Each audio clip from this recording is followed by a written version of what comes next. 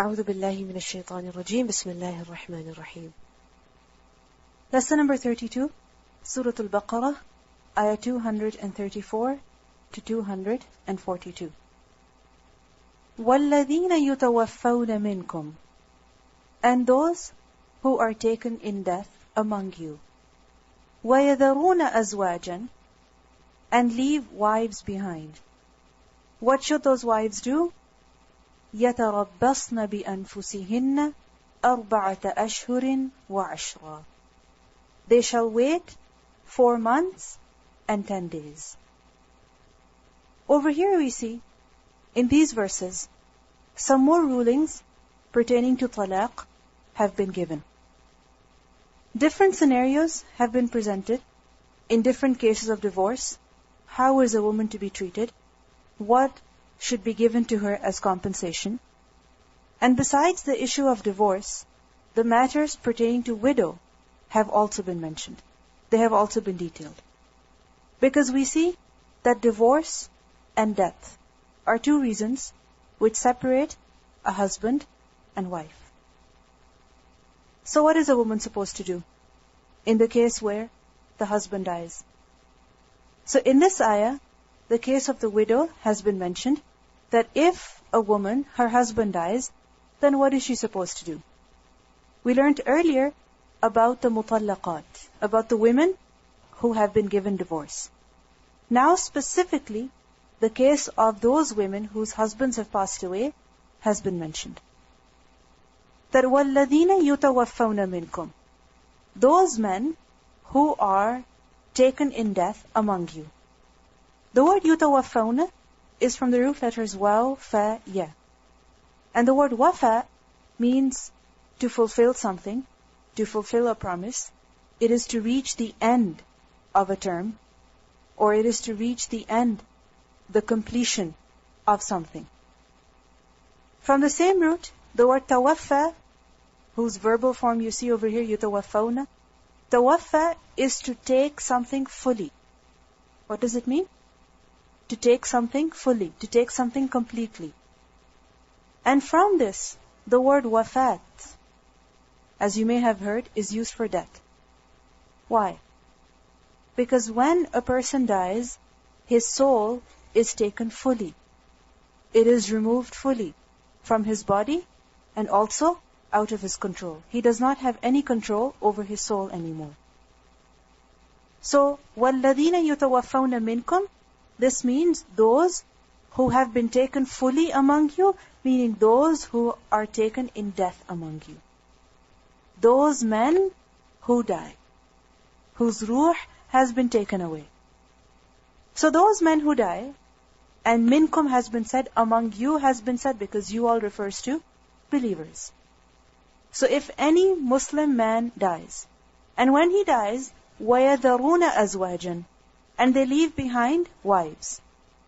Yadaruna is from the root letters waw, dhal, ra. Wadara is to leave something or someone in their state as they are, to abandon something in its state as it is. So those men who die and they leave behind themselves azwajan. Azwaj is a plural of zawj. Zawj, as you know, is used for spouse.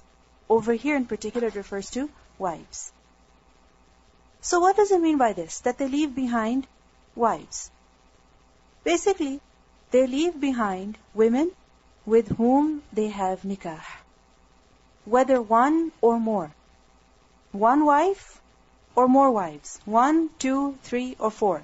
How many ever wives. Whether the marriage was consummated with them or not. What does it mean by that?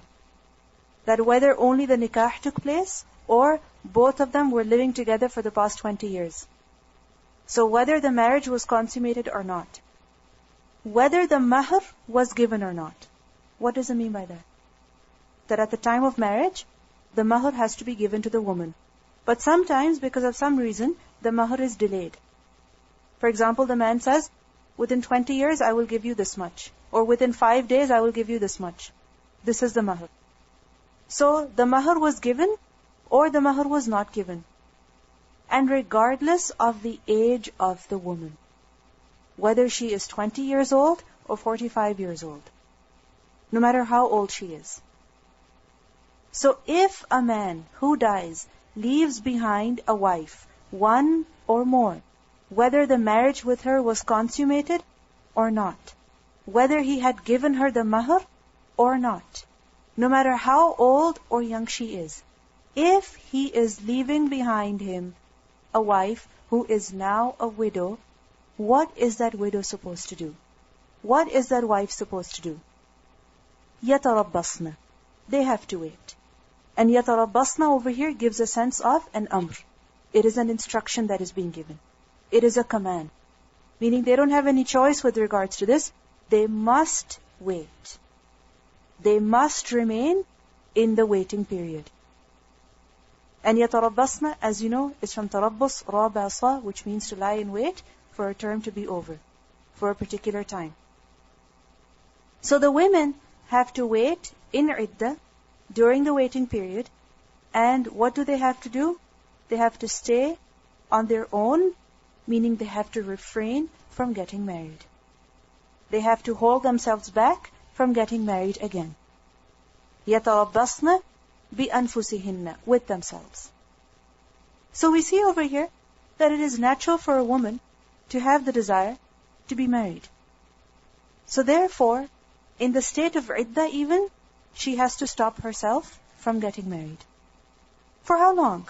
How long is the waiting period? 4 أشهر, 4 months. Ashhur is a plural of shahr. And these months are lunar months. They are qamari. So these are lunar months. So she has to wait for 4 months, and not just 4 months, وَعَشْرًا, and 10. What does it mean by 10? Meaning 10 more days and nights. So the waiting period of the widow has been mentioned over here. And what is that? 4 months and 10 days. Which is a total of 17 weeks and 5 days. Which is about 130 days. So the woman has to stay in waiting for this period of time. We see that divorce and death both cause separation between a husband and wife. And both of these cases, whether it's divorce or it's death, it is very difficult emotionally for a woman. Even in divorce, it's the woman who has to suffer emotionally. Or it is extremely burdensome for her. And therefore, the woman needs time for her to be able to transition from her previous relationship to the next relationship. She needs time on her own. She needs time to get herself back together, to get over this wound that she has suffered. And this time, she is to spend on her own without being socially active. Why? So that she can transition from her previous state to her next relationship. And we see that regardless of her age, the widow has to stay in iddah for this period of time. And she does not get married during this time. Why? So that her pregnancy may be revealed. The period of 4 months and 10 days has been said so that the pregnancy of the widow may be revealed. We learned that the period for the mutallaqa is 3 menstrual cycles. Why? Because there is the opportunity of rujur with regards to the talaq al-raj'i. But here in particular, it's different and it's longer. Why? So that specifically the pregnancy can be revealed.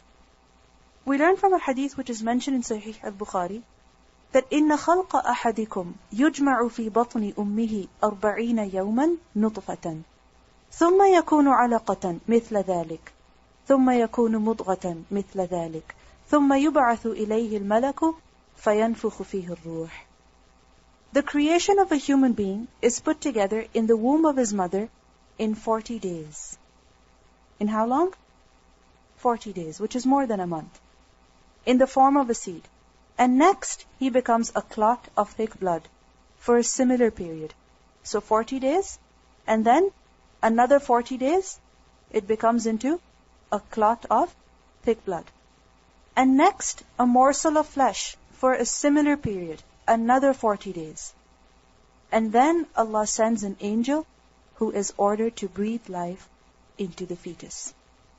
So we see that 40 days is the first stage, then the next 40 days, then the next 40 days. How many days? 40 times 3. 120. Add 10 more days to that. How much is that? 130 days. And I told you earlier that 4 months and 10 days is about 130 days as well.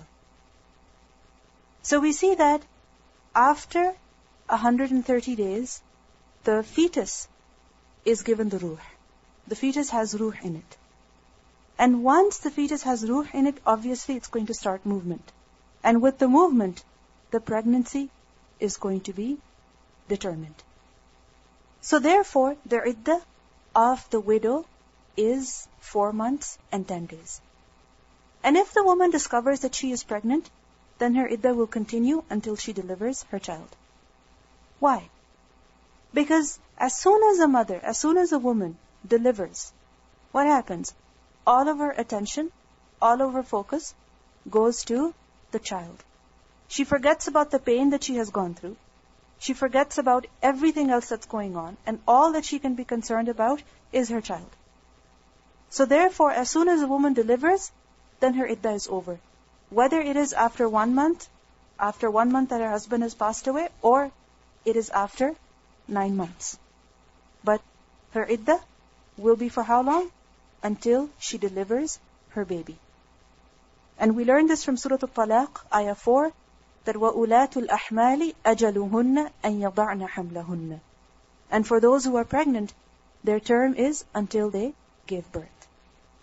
So in this ayah, we learn that a woman whose husband has passed away must stay in iddah. Iddah is mandatory upon her. We learn from a hadith, which is in Sahih Muslim. The Prophet ﷺ said that it is not lawful for a woman who believes in Allah and the last day that she should mourn a dead person for more than 3 days, except in the case of her husband, whom she should mourn for 4 months and 10 days. So we see that mourning after the death of the husband is something that is mandatory for a widow. Why?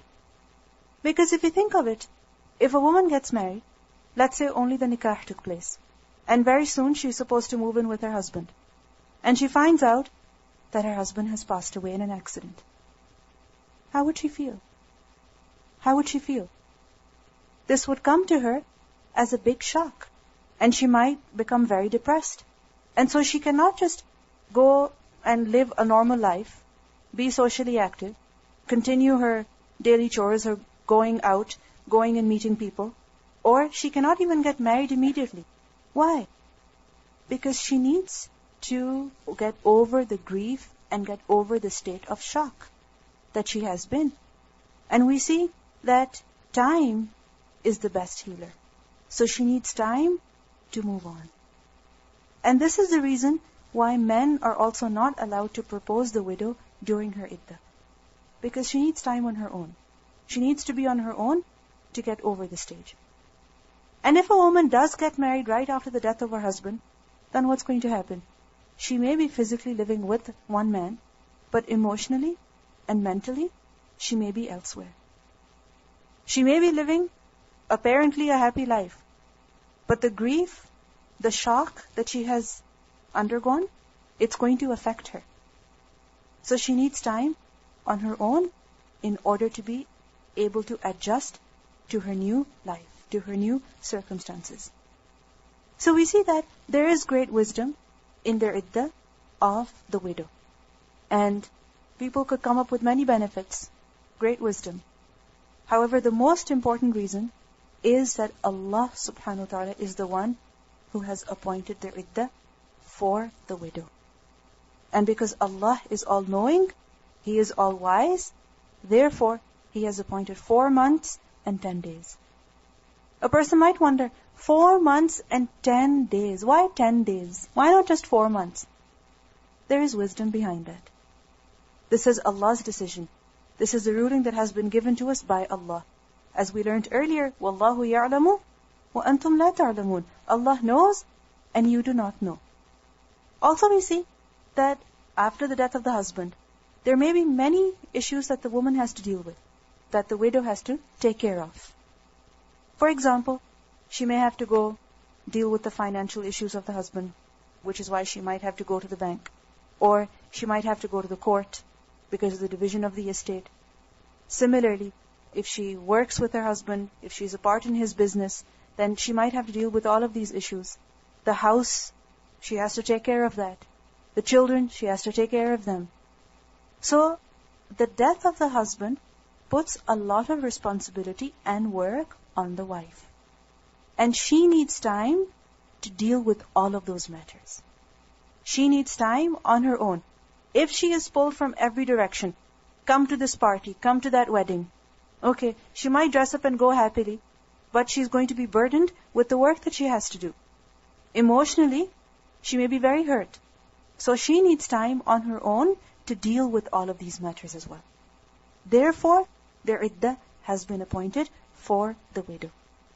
And we learn from the Quran and Sunnah that during their iddah, the widow has to observe certain rules and regulations. What are they? That first of all, as we learn over here, يَتَرَبَّصْنَ بِأَنفُسِهِنَّ. A woman, a widow, is not allowed to get married during her iddah. She stays on her own as a single until her iddah is over. Secondly, we learn that a woman during her iddah, the widow, is not allowed to adorn herself or beautify herself. Why? Because this is part of the mourning. A woman has to mourn for 4 months and 10 days. And this is part of the mourning, that she is not allowed to adorn or beautify herself. Now, what is included in adorning and beautifying herself? Such as wearing jewelry, wearing makeup, wearing colorful clothing. Because if you look at it, a woman basically dresses up, she adorns herself for who? For her husband. Now, when the husband is not there, when the husband has passed away, then she needs a time in which she is not going to dress up, she's not going to beautify herself, she's not going to adorn herself, so that if she gets married afterwards, she's at that stage in which she has been free. So, she adorns herself basically for the husband. And during their iddah, she is not going to adorn herself. She's not going to beautify herself. And it doesn't mean that she's not going to keep herself clean. No. She is to keep herself clean. But adornment, wearing jewelry, this is not permissible. And sometimes we see that women, they have a habit of wearing their typical jewelry, a few rings, some earrings, a necklace, and bracelets. Even this is not permissible during their iddah. So if a woman has been wearing her gold bangles for 2 years, for 5 years, for 10 years, when her husband dies, in the state of iddah, she is supposed to take them off. She is supposed to remove them. Also, we see that when a woman adorns herself, why does she do that? Either for the sake of her husband, or at a happy occasion. Isn't it so? Women who are not married, they get dressed up when? On Eid, at a party, when going somewhere. So it's basically at a happy occasion. But when a woman's husband has died, that's not a happy occasion at all. So therefore, she is supposed to remove the zina. She's not supposed to adorn herself anymore. We learn from a hadith in Sahih Al-Baqarah that Salama said, that a woman said, that, O Messenger of Allah, my daughter's husband died, and she is complaining about her eye. Should we put some kuhl in her eye? Kuhl is like the black stuff that you put in your eyes. So she asked that, can we put that in her eye because she's complaining about her eye? And the Prophet ﷺ said, no. And each time that he was asked, but she's complaining about her eye, each time he said, no. And then he said, it is 4 months and 10 days and nights. During the Jahiliyyah, one of you would mourn for an entire year. So now their iddah is 4 months and 10 days and nights. Therefore, in this time, you may not adorn yourself, even to the extent of putting kuhl in the eyes. Even this is not permissible for a woman in her iddah. Also, a woman in her iddah is to stay in the husband's house for the entire duration of their iddah. Meaning she is to spend their iddah where? In the house of her husband. Now some people think of this as an unreasonable restriction. What if the man and woman were living on their own? How can she live on her own now, without the husband being there? But the fact is that that was the house of the woman. She has many memories, many good times, many good moments that she spent over there. First of all, her husband has passed away. Then secondly, you're taking her out of her house. It's extremely painful for her. Let her be in her own place, on her own, for some time.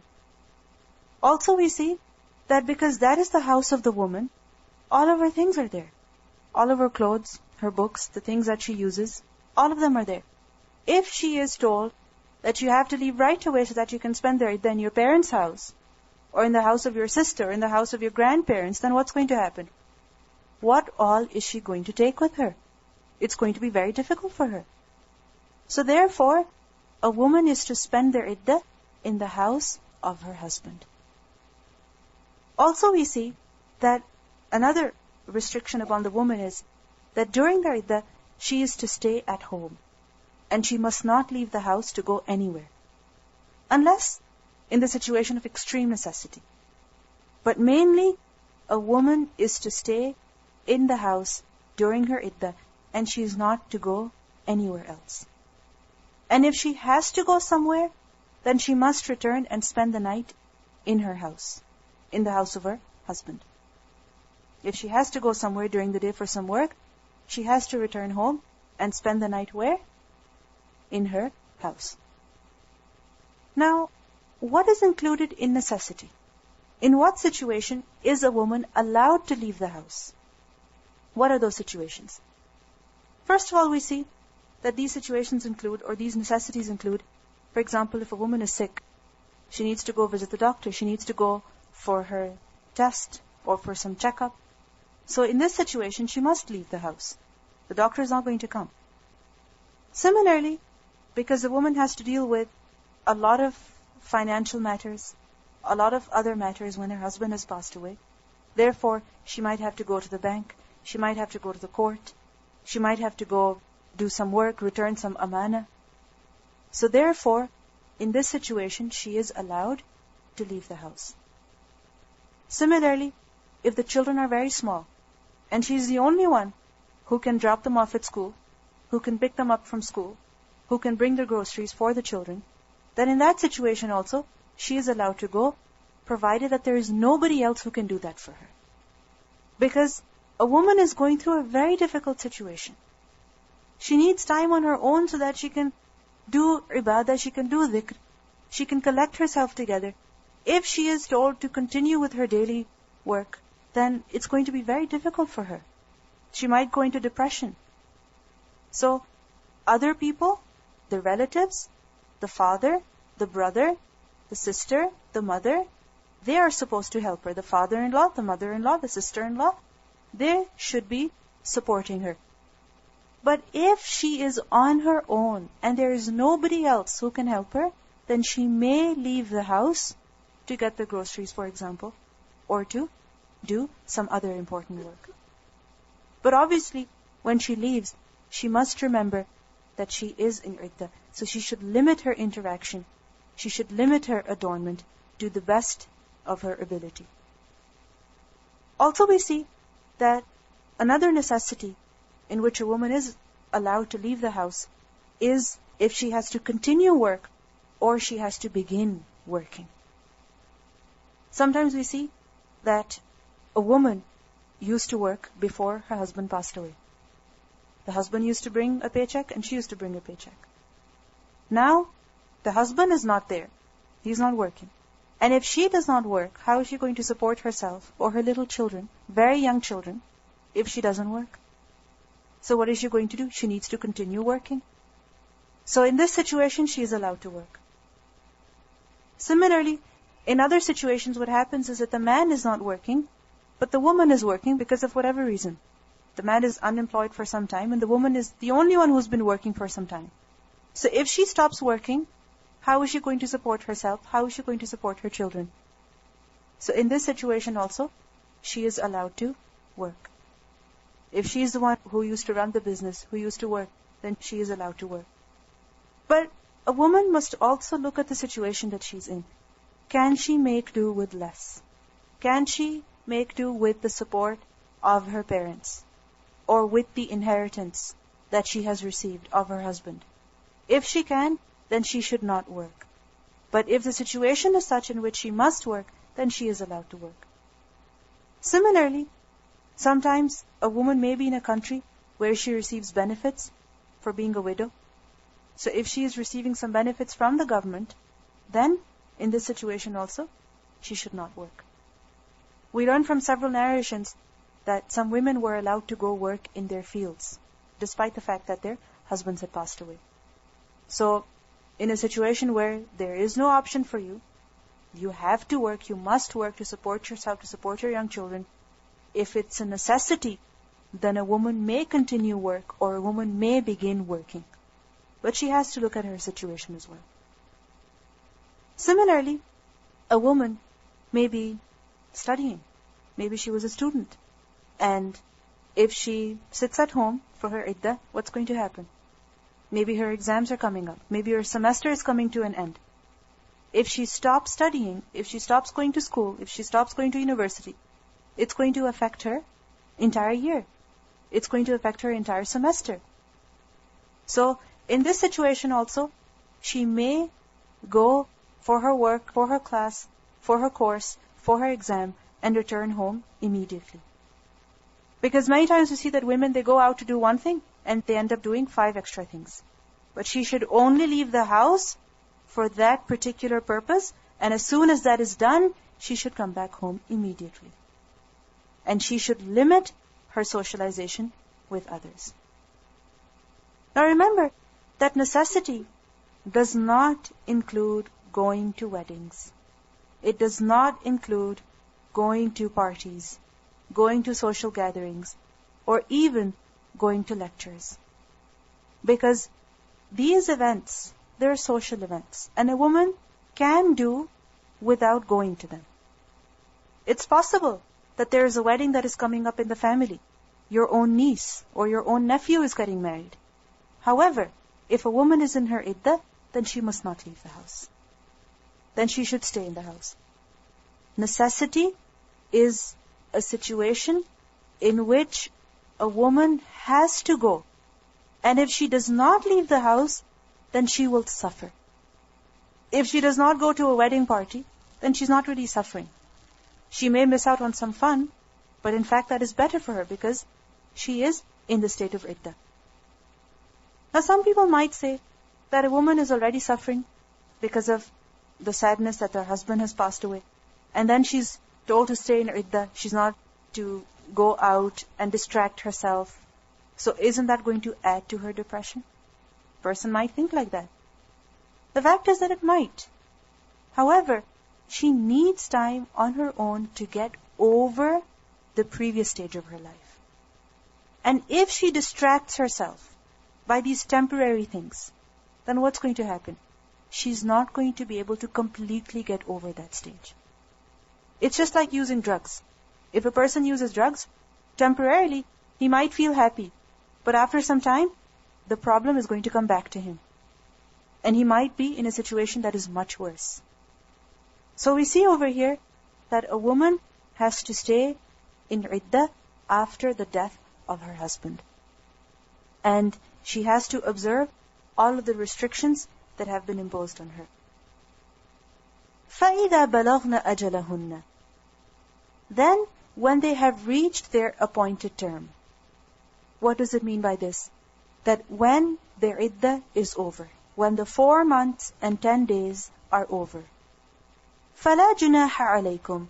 Then there is no sin upon you. Who does you refer to? You refers to the wali of the woman. Those people who are responsible for her after her husband. So there is no sin upon you, O awliya, fima, concerning what? فَعَلْنَا, they did, fi anfusihinna, concerning themselves, bil ma'ruf, in the manner that is appropriate. What does it mean by this?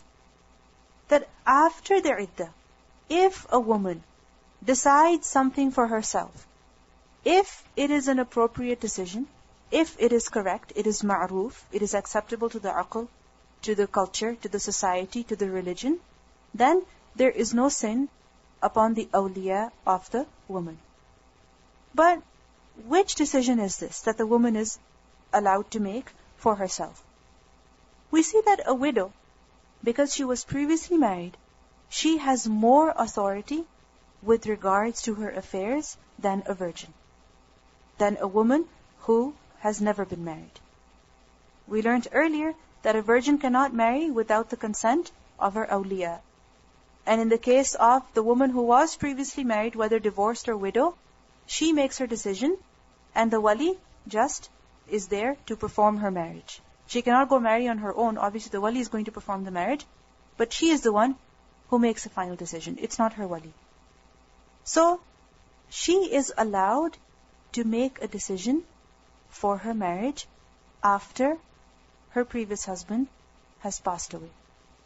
So basically over here is an indication that if a woman decides to get married after her iddah, then this is not something that is wrong. Many times, in many Muslim cultures, it is considered wrong for a woman to remarry after her husband has passed away. But we see that in some situations, it is better for the woman to get married. Why? Think of it.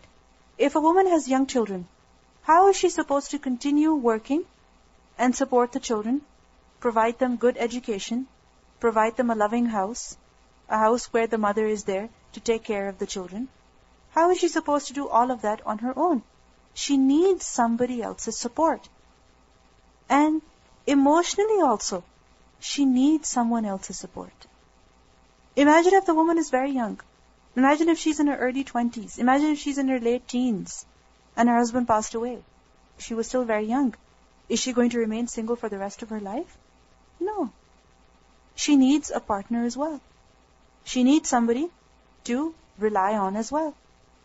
So therefore, if a woman decides to get married after their iddah, then this is not something that is wrong. It is not something that is incorrect. Rather, she is allowed to do so. So there is no blame upon you, O awliya, if she decides to get married. And remember that when a woman decides to get married, how does she do that? Or when she's thinking of getting married, what does she do? She adorns herself or she beautifies herself. She goes to social gatherings, tries to meet other people. Obviously, I'm not saying over here that she goes and tries to meet non-mahram men. Obviously, that's absolutely haram. That's incorrect. Unless if it's in an appropriate way that somebody introduces a man to her and all of us are aware of that.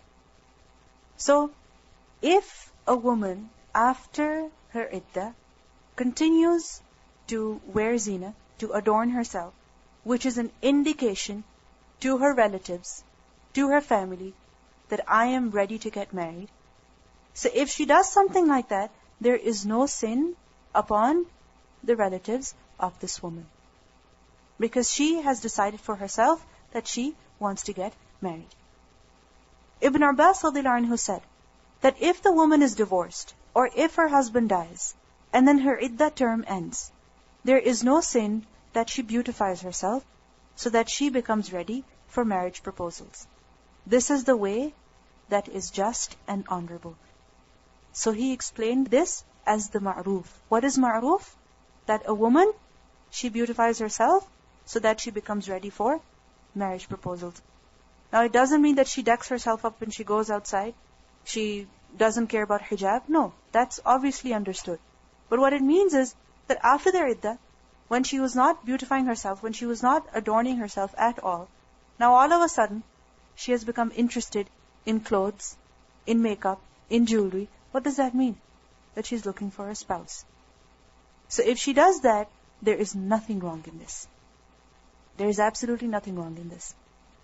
But obviously, she should make the decision honorably, in a manner that is correct, in a manner that is appropriate, and obviously she should remain within the limits of the Sharia. وَاللَّهُ بِمَا تَعْمَلُونَ خَبِيرٌ. And Allah is with whatever that you do, always all aware. Everything that you do, Allah is aware of that. The name of Allah, Khabir, is from the root letters Kha, Ba, Ra, from the word Khabr. And Khabr is to know. It is to be aware. It is to be acquainted about the reality of something. It is to be aware of the Zahir and the Batin matters, of the apparent and the hidden. That He doesn't just see as to what you do on the outside, He knows what you are thinking, what you are feeling inside as well.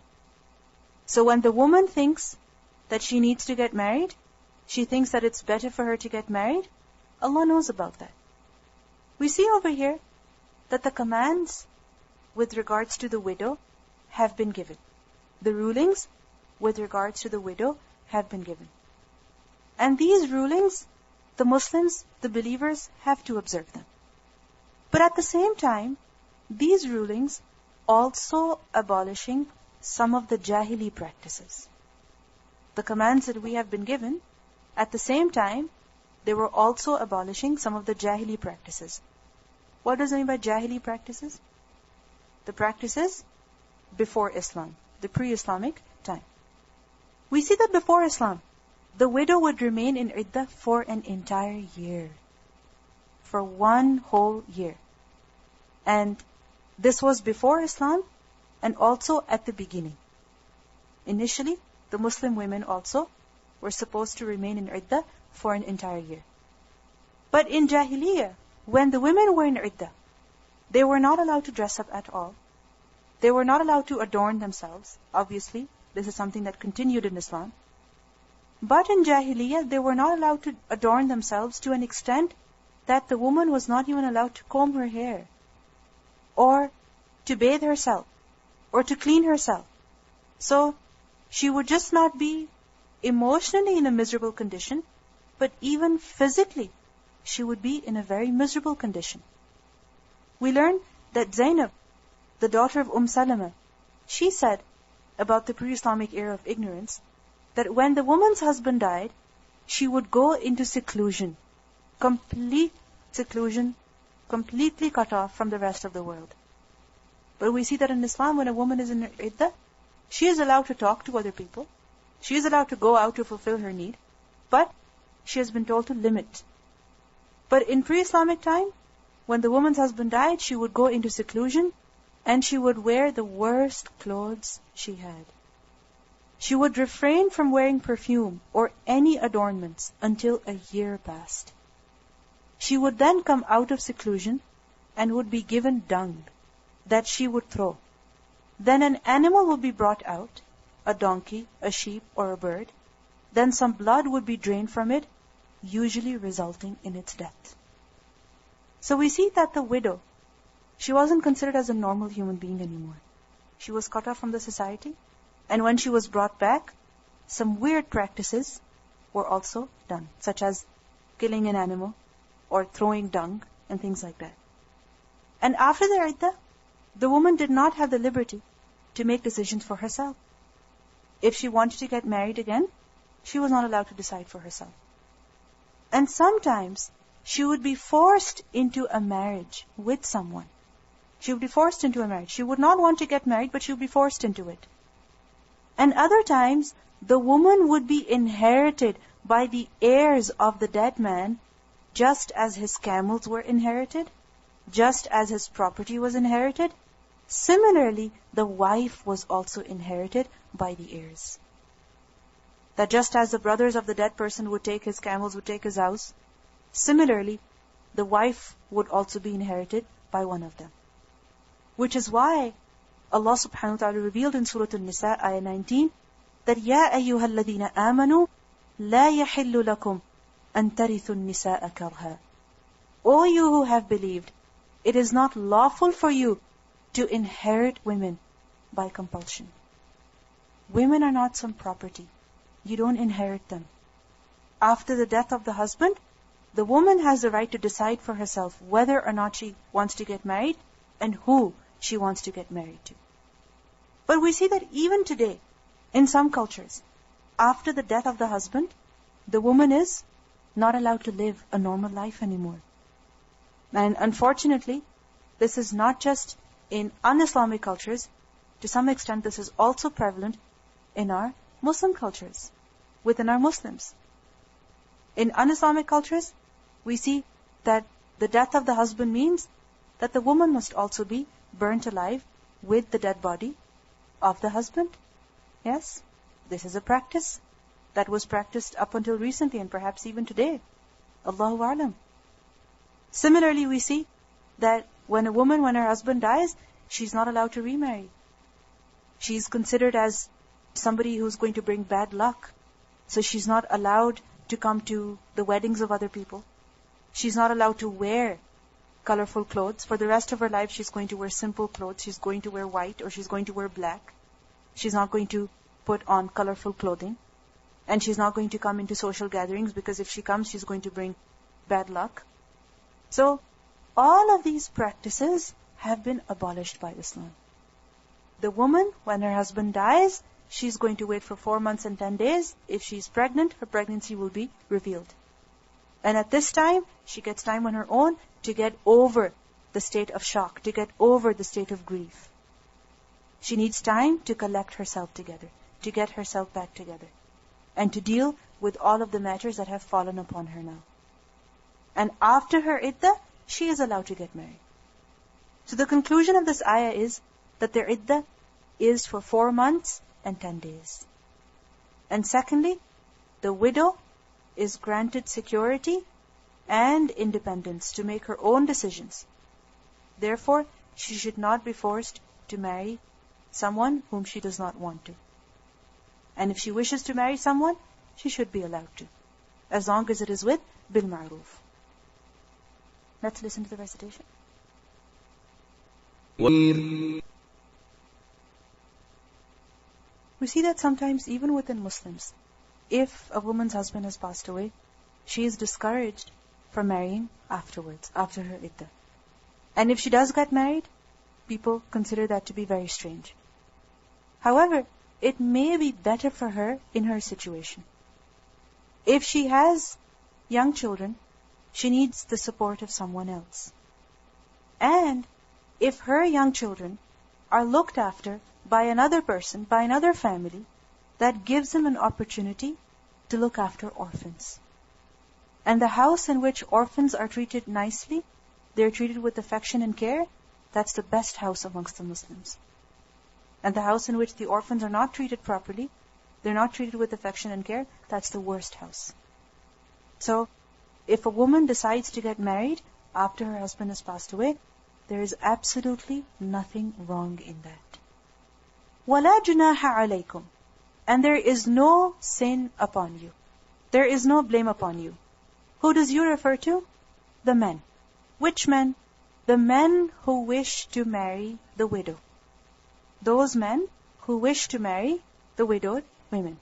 There is no blame upon you. Meaning you shouldn't feel guilty. You shouldn't feel guilty with regards to what? فِيمَا, in what? عَرَّضْتُمْ بِهِ مِنْ خِطْبَةِ النِّسَاءِ. There is no blame upon you for that to which you indirectly allude concerning a proposal to women. فِيمَا عَرَّضْتُمْ. عَرَّضْتُمْ is from the root letters Ain, Ra, Dad. And the word عَرْض, it means to display something. ثُمَّ عَرَضَهُمْ عَلَى الْمَلَائِكَةِ. عَرَضَ means to display something, to present something, to offer something. And from this, the word عَرَّضَ, ta'reed, عَرَّضْتُمْ, the word that you see over here, ta'reed is to hint with regards to something. To give an indication only about something. To talk indirectly. One is that a person says something very clearly in a straightforward manner. And the other is that a person only hints it. He speaks about it in an unclear way, in an indirect manner. And this is the opposite of tasrih. Tasrih is to state something clearly, to be straightforward with something. Over here, فِيمَا عَرَّضْتُمْ, what does it mean? That you indirectly hint. You indirectly allude. Of what? مِنْ خِطْبَةِ النِّسَاءِ. of proposal of marriage to the women. Khitbah is from the root letters kha, ta, ba. And khitbah is to ask a woman for marriage. To ask a woman in marriage. It is to send a proposal of marriage to a woman. This is what khitbah is. And khitbah is also used for engagement. Why? Because engagement is the acceptance of the proposal. Right? Engagement is only the acceptance of the proposal. Remember, engagement does not mean nikah. Because many times people think that if they're engaged to someone, then there is no mahram, na-mahram issue between them. They think that talking is permissible, sitting together is permissible. There's no hijab that is required anymore, that they can go out together. No. Khitbah is only engagement, which is the acceptance of the proposal. That a woman is proposed and she accepts, so obviously both are now engaged. Now they just have to decide as to when they're going to get married, where they're going to get married. So khitbah over here means proposal. Proposal to who? An-nisa, the women. Which women are these? The women over here refers to the widow in particular, but it may also be applied to divorced women. It may also be applied to divorced women, but primarily in the context it refers to those women whose husbands have passed away. So, there is no blame upon you, O men, if you indirectly hint a proposal of marriage to the women. When? During their iddah. Because remember that when a woman is in her iddah, she cannot get married. And a proposal cannot be sent to her directly. But a man can hint the proposal to her indirect way. What does that mean? How will that be done?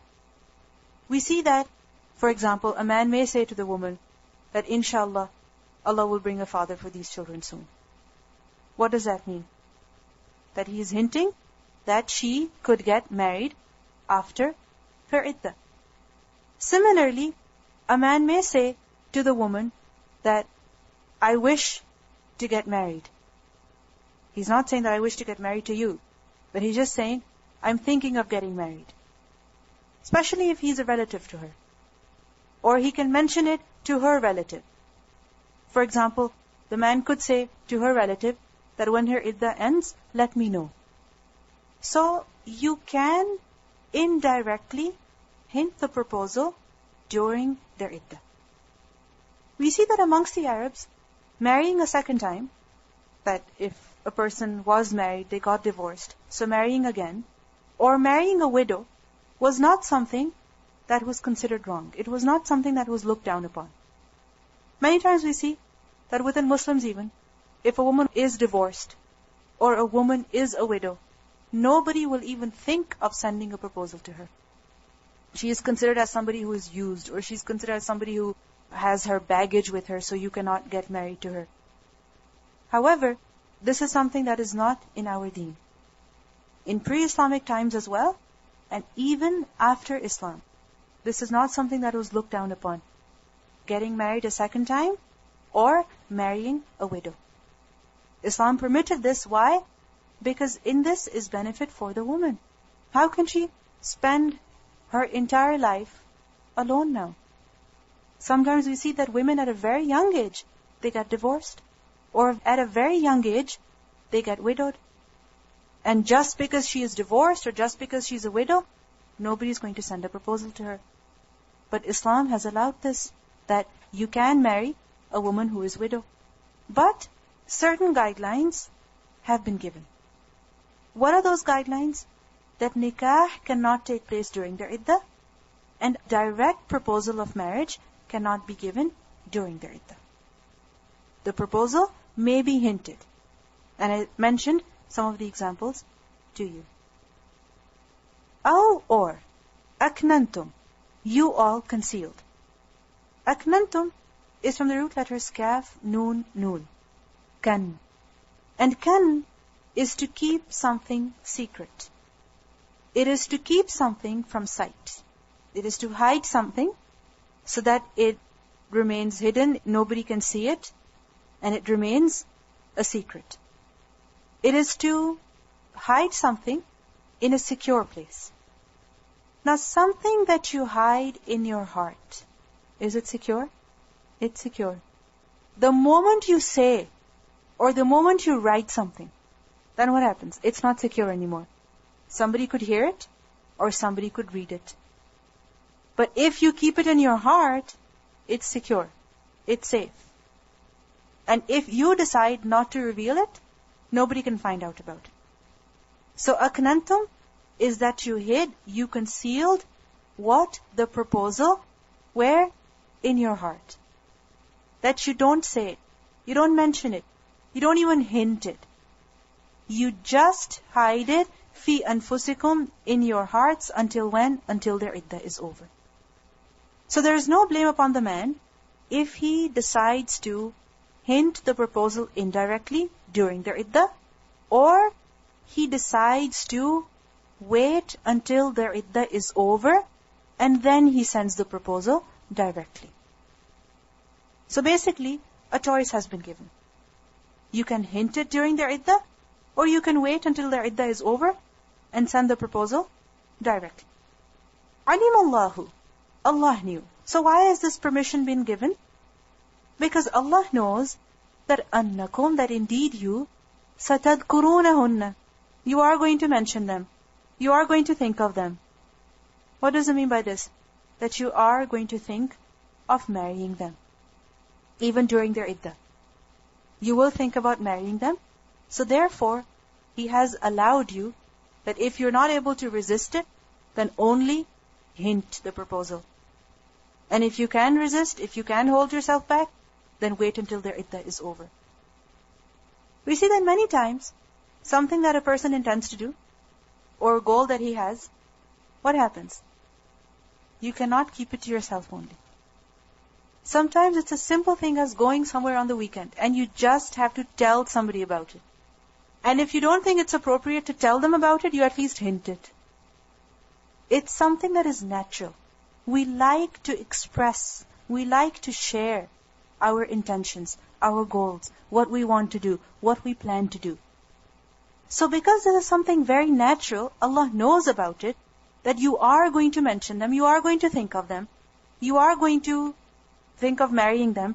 Therefore, He has allowed you that if you wish to send the proposal indirectly, do that. And if you wish to wait until the end of their iddah, you may do that.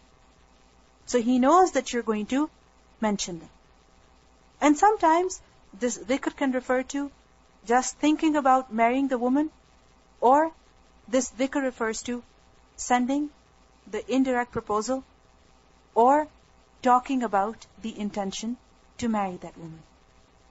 So Allah knows that you're going to do that, therefore He has allowed you, therefore there is no sin in taking either of the options. Walakin, but there is one restriction, that la tuwa'iduhunna, do not promise them. Do not make any promises with them of what? Of marrying them. When? During their iddah. Tuwa'iduhunna is from the root letters waw, ayn, dal, from the word wa'da. What does it mean? Promise. So don't promise them, or don't make the women promise you. Now don't make the woman who is a widow, who is in her iddah, don't make her promise you that give your pledge to me, or promise me that you shall not marry anyone else except me. Promise me. And sometimes, if a woman is not even in her iddah, if a man wishes to marry a woman, and he's not able to immediately, what does he do? He forces the woman to promise him that she is only going to marry him. What does Allah say? La tuwa'iduhunna. Don't make the women promise you that they must marry you only. And notice how Allah says, La tuwa'iduhunna sirran, secretly. Because such promises can only be made in secret. You cannot make this promise in front of her father, in front of her brother. No, you can't do that. So, La tuwa'iduhunna sirran. Do not make them promise this in secret. Some have said that La tuwa'iduhunna sirran refers to don't marry them in secret. Don't do nikah with them in secret. إلا except أن تقولوا قولا معروفا, except that you say a statement that is appropriate. Again, what does قولا معروفا refer to? That you only hint the marriage proposal. You don't say it directly. For example, a person says to her wali that do not give her away in marriage until you inform me first.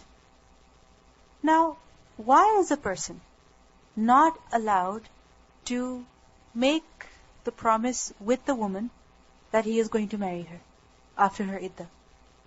If you think of it, if a woman finds out during her iddah that there is another person who wishes to marry her, this might bring comfort to her. She might think, okay, I'm not left on my own. There is somebody who loves me. There is somebody who will take care of me after my iddah. But men have been forbidden from making these promises to the women or directly proposing the women during her iddah. Why? What's the wisdom behind that? What if the man changes his mind afterwards? Who is going to suffer more? Who is going to get more hurt? The woman. So 4 months and 10 days is a long period of time. So therefore, do not make any promises because you never know how you might feel, what you might think after the iddah is over. So don't make any promises. Another wisdom, another reason is that because this promise is going to cause disturbance in the iddah of the woman. She is already disturbed mentally. She is still recovering from the death of her husband. And now somebody else comes and tells her that I'm going to marry you. Who should she think about? Her dead husband or her prospective husband? And she's going to be completely divided. Or should she think of herself? So therefore, do not disturb the woman in this stage. Leave her. Don't disturb her. You should wait until the end of the iddah. وَلَا تَعْزِمُوا عُقْدَةَ النِّكَاحِ, and do not resolve the legal contract of marriage, the uqdah of nikah. Ta'zimu is from the root letters Ain, Zay, Meen, from the word azm. And azm is to make a decision with regards to something, to make up one's mind about something, and it is to make a firm resolve, firm decision, that this is exactly what I'm going to do and I'm not going to do anything else. So don't resolve, don't decide, don't determine the uqdah of nikah. Uqdah is from Ain Qaf Dal, literally means tie, a knot. And from this the word uqdatun nikah is used for the contract of marriage, the marriage contract. So don't resolve the marriage contract. What does it mean? That don't decide to marry them. Don't make the final decision during the iddah. So over here, the command is being repeated. It is being mentioned in another way.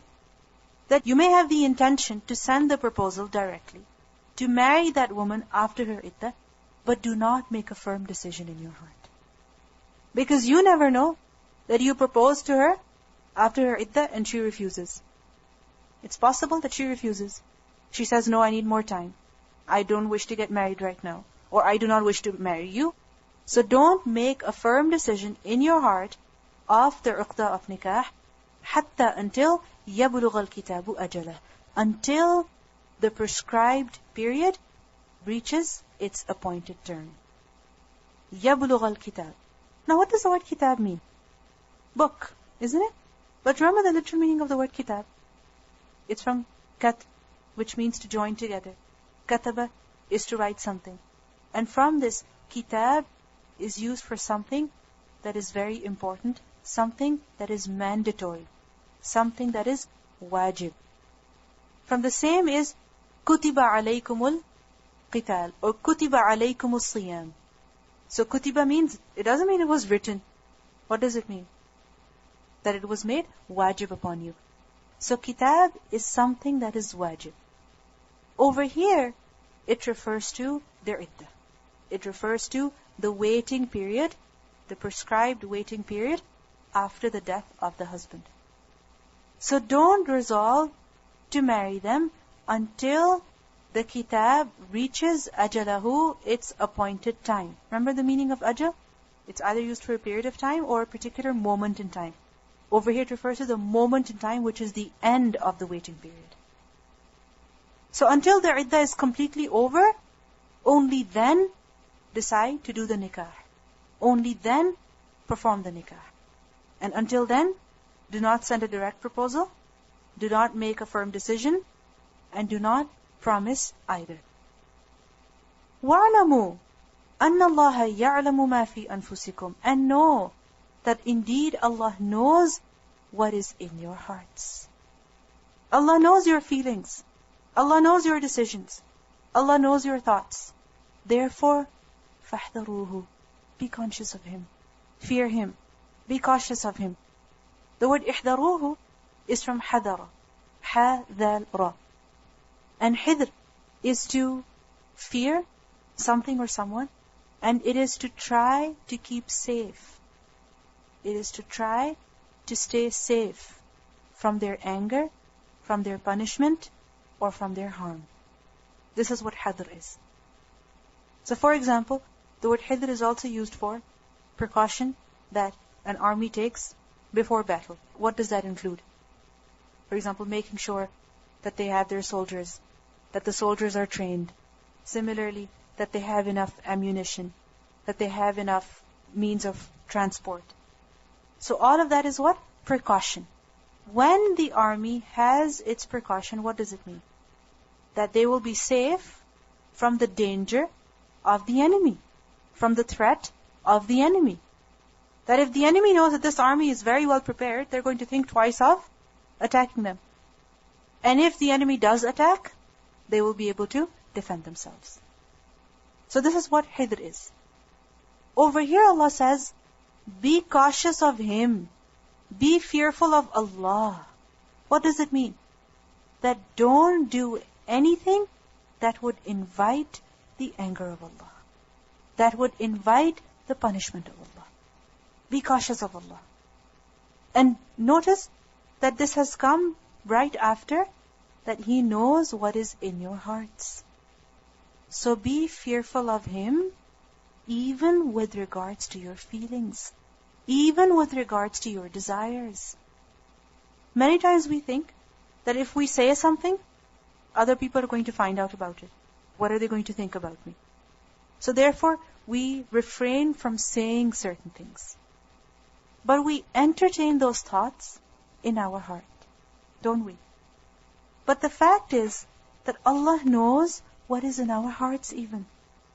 So if we are shy of people, and because of that shyness, because of that fear, we don't say some things, shouldn't we be shy of Allah and not entertain those thoughts in our hearts? If out of the fear of people, we don't verbalize some statements, out of the fear of Allah, should we not stop entertaining some thoughts in our hearts? وَاعْلَمُوا أَنَّ اللَّهَ يَعْلَمُ مَا فِي أَنفُسِكُمْ. Allah knows what is in your hearts. فَاحْذَرُوهُ. So be cautious of Him. Be fearful of Him.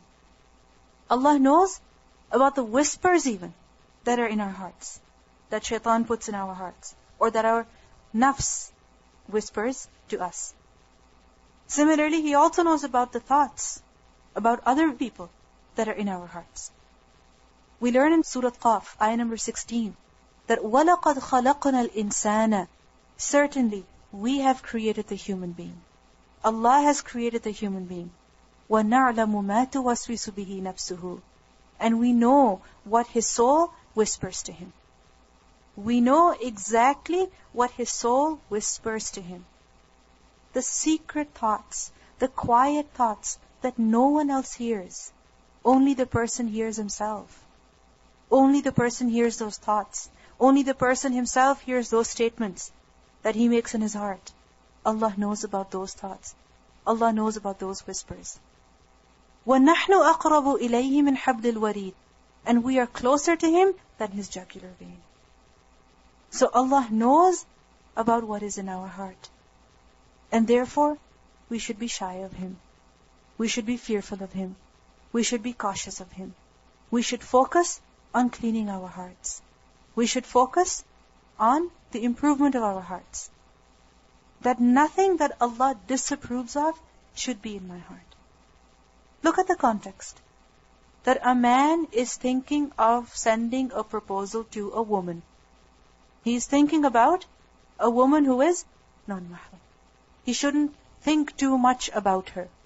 And sometimes we see that people who do not even wish to get married to some people, still what are they doing?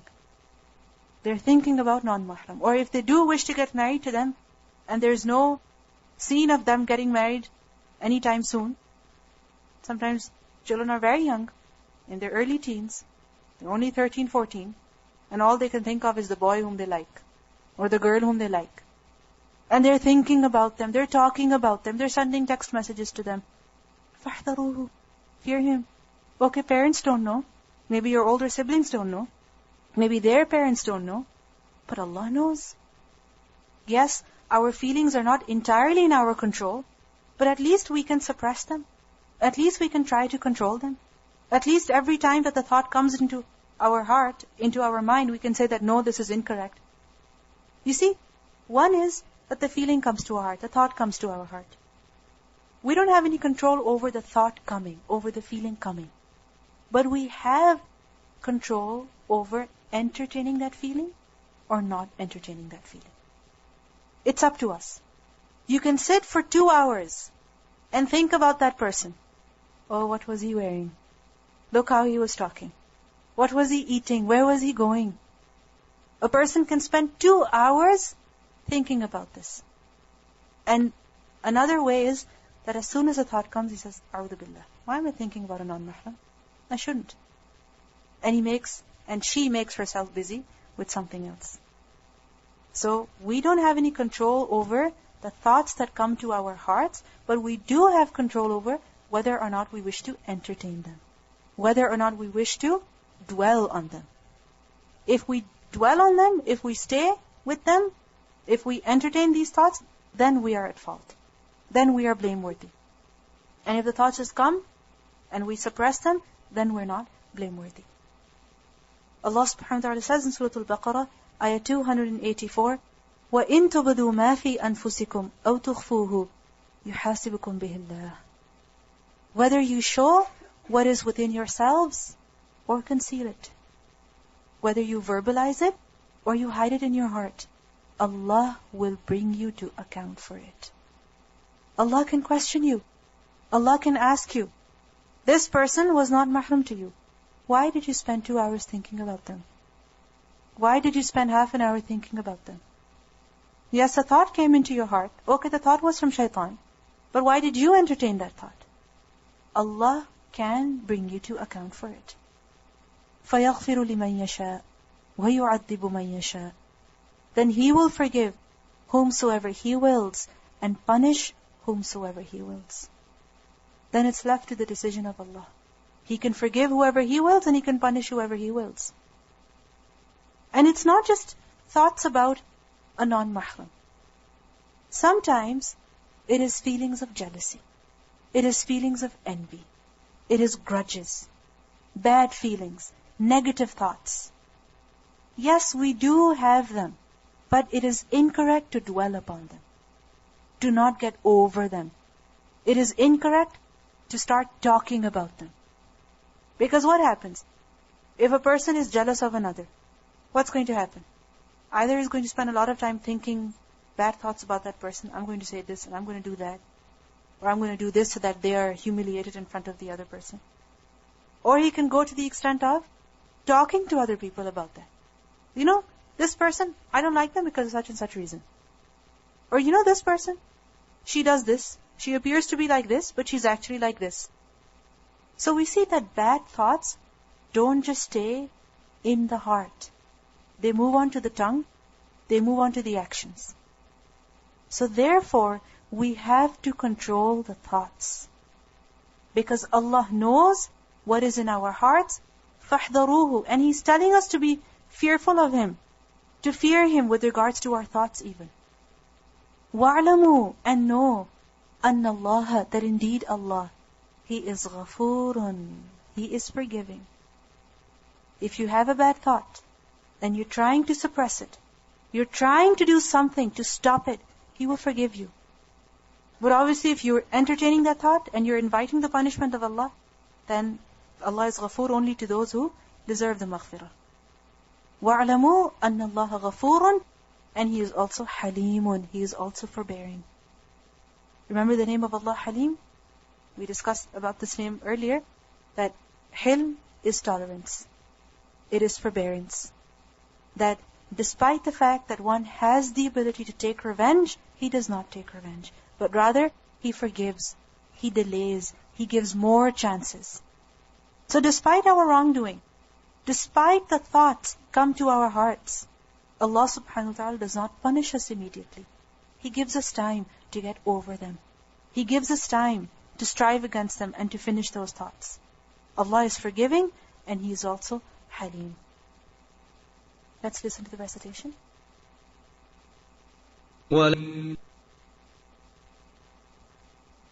So basically we learn from this ayah that during the iddah, a man can only indirectly propose the widow.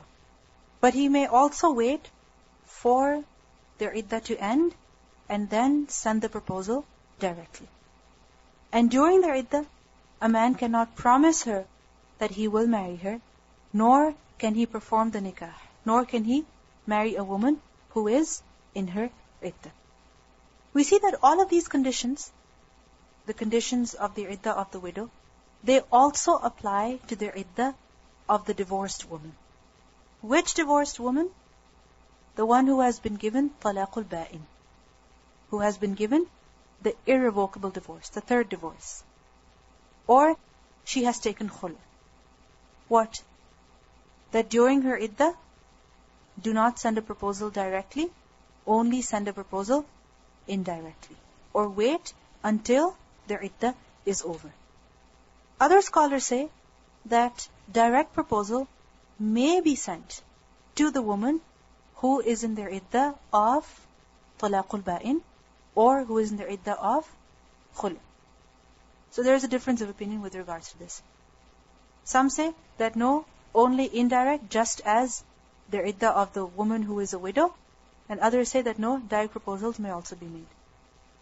We learn from a hadith that the Prophet ﷺ, he ordered Fatima bint Qais to remain in the house of Ibn Maktoum for iddah when her husband Abu Amr ibn Hafs divorced her for the third time. Because we see that after the third divorce, the woman does not spend their iddah in the house of the husband, right? So she spent their iddah in the house of Ibn Maktoum. And he said to her, tell me when your iddah comes to an end. When she finished their iddah, Usama ibn Zayd, the Prophet ﷺ's freed slave, asked to marry her. And the Prophet ﷺ married her to him. So after their iddah, what happened? The proposal was sent. But during their iddah, indirect proposal was sent. What was the indirect proposal? That when your iddah comes to an end, let us know. And when their iddah ended, then what happened?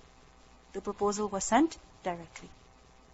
And as for the woman who has been given talaqul raj'i, the revocable divorce, the first or the second divorce, it is not allowed for any man to send her a proposal directly or indirectly during her iddah. A woman who is in their iddah of the first divorce or the second divorce, no man is allowed to send her a proposal directly or indirectly. Why? Because she is still in the house of who? Of her husband. So how is it possible that another man is coming up and saying that I would like to marry you indirectly or directly? So only the actual husband is allowed to do that. Now, what if a woman who is in her iddah, what if she gets married to another person? What if? Whether she's a widow or she's a divorcee. What if she gets married during her iddah? Is her nikah going to be valid? No. The nikah is not going to be valid, and therefore the case is going to be taken to the court immediately, and their nikah is going to be abolished. It's going to be terminated. The man and woman will not be married anymore. After the completion of her iddah, then she may be allowed to get married to that man. And some scholars have gone to the extent of saying that she will not be allowed to marry that man anymore. She will not be allowed. Because she has committed something that is absolutely haram. Marrying another person during her iddah, that's not acceptable at all. During the engagement, what is permissible? During the engagement, you see, when a man and woman are engaged, it means that they have decided that they will get married to each other. So obviously there is no relationship as of yet between the two. Now, just as you would deal with any other person with regards to some work that you're doing with them. For example, if you go to the marketplace and you are buying something and there's a person behind the till who is helping you purchase or who's telling you about what you should buy and what you should not buy or how you should take care of what you've bought, how would you deal with them? In a manner that is appropriate. With your hijab. In a manner that is appropriate. Similarly, if you have to deal with the prospective husband or with the person whom you're engaged with, you have to tell them about something or you have to speak to them about something that is absolutely necessary, you are allowed to do that, but obviously in a manner that is appropriate. Sometimes it happens that the mahram of the woman, like for example her father or her brother, he is there with her when something has to be decided, when something has to be agreed upon. So that may be done. So basically, nothing is allowed unless and until there is a need, there is a necessity. The question is about وَاعْلَمُوا أَنَّ اللَّهَ يَعْلَمُ مَا فِي أَنفُسِكُمْ فَاحْذَرُوهُ, that there is a hadith which clearly states that whatever thoughts that come to a person's heart, a person is not accountable for them, as long as he does not verbalize them, as long as he does not act upon them. So, the ayah that I quoted to you, which is the end of Surah Al-Baqarah, that whether you express or you don't express, you conceal or you reveal, Allah will bring you to account. The Sahaba, they got very concerned, and the Prophet ﷺ comforted them by saying a similar statement that you're only accountable for what you say. But over here, what we're being told is that فَاحْذَرُوهُ, be fearful, be cautious. If you dwell on that thought, if you entertain that thought for so long, what's going to happen? Eventually, it's going to turn into actions. So it's the cause of the action. So Allah will, if He wishes, He can ask you about it. So basically, the main thing that we're being told over here is that we should be fearful of Allah subhanahu wa ta'ala with regards to our thoughts as well. And being fearful means suppressing those thoughts, not entertaining those thoughts. If a woman who is divorced or is a widow, if she decides to get married, and if she has daughters, what's going to happen to them?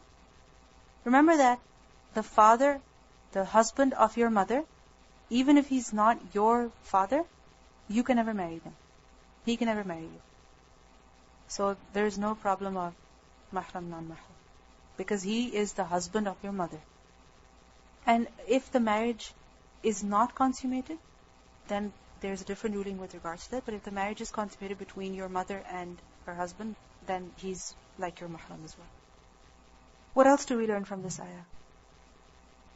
For example, a woman, if she lives on her own in their iddah, and the only people in that town, in that city, she knew was her husband, and now she's left on her own, then she may go to another city where her parents are or her relatives are to stay their iddah over there, but the command is that she must stay in the house of the husband, unless if the situation does not allow at all.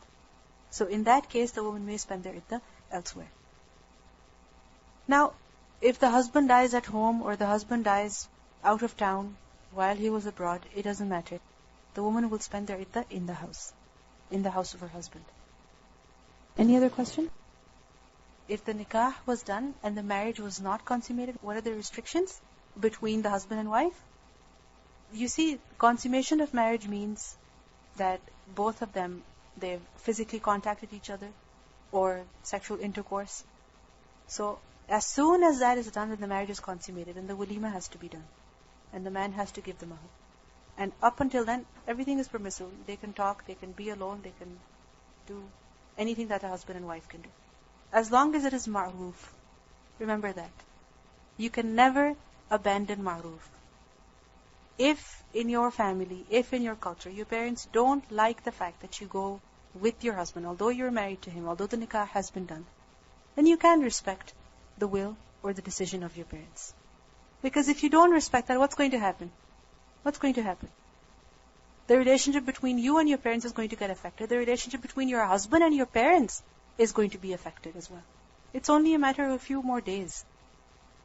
And if a woman gets married during her iddah, then the marriage is going to be, the nikah is going to be abolished. And after their iddah, if she wishes to get married to that person, the nikah has to be performed again.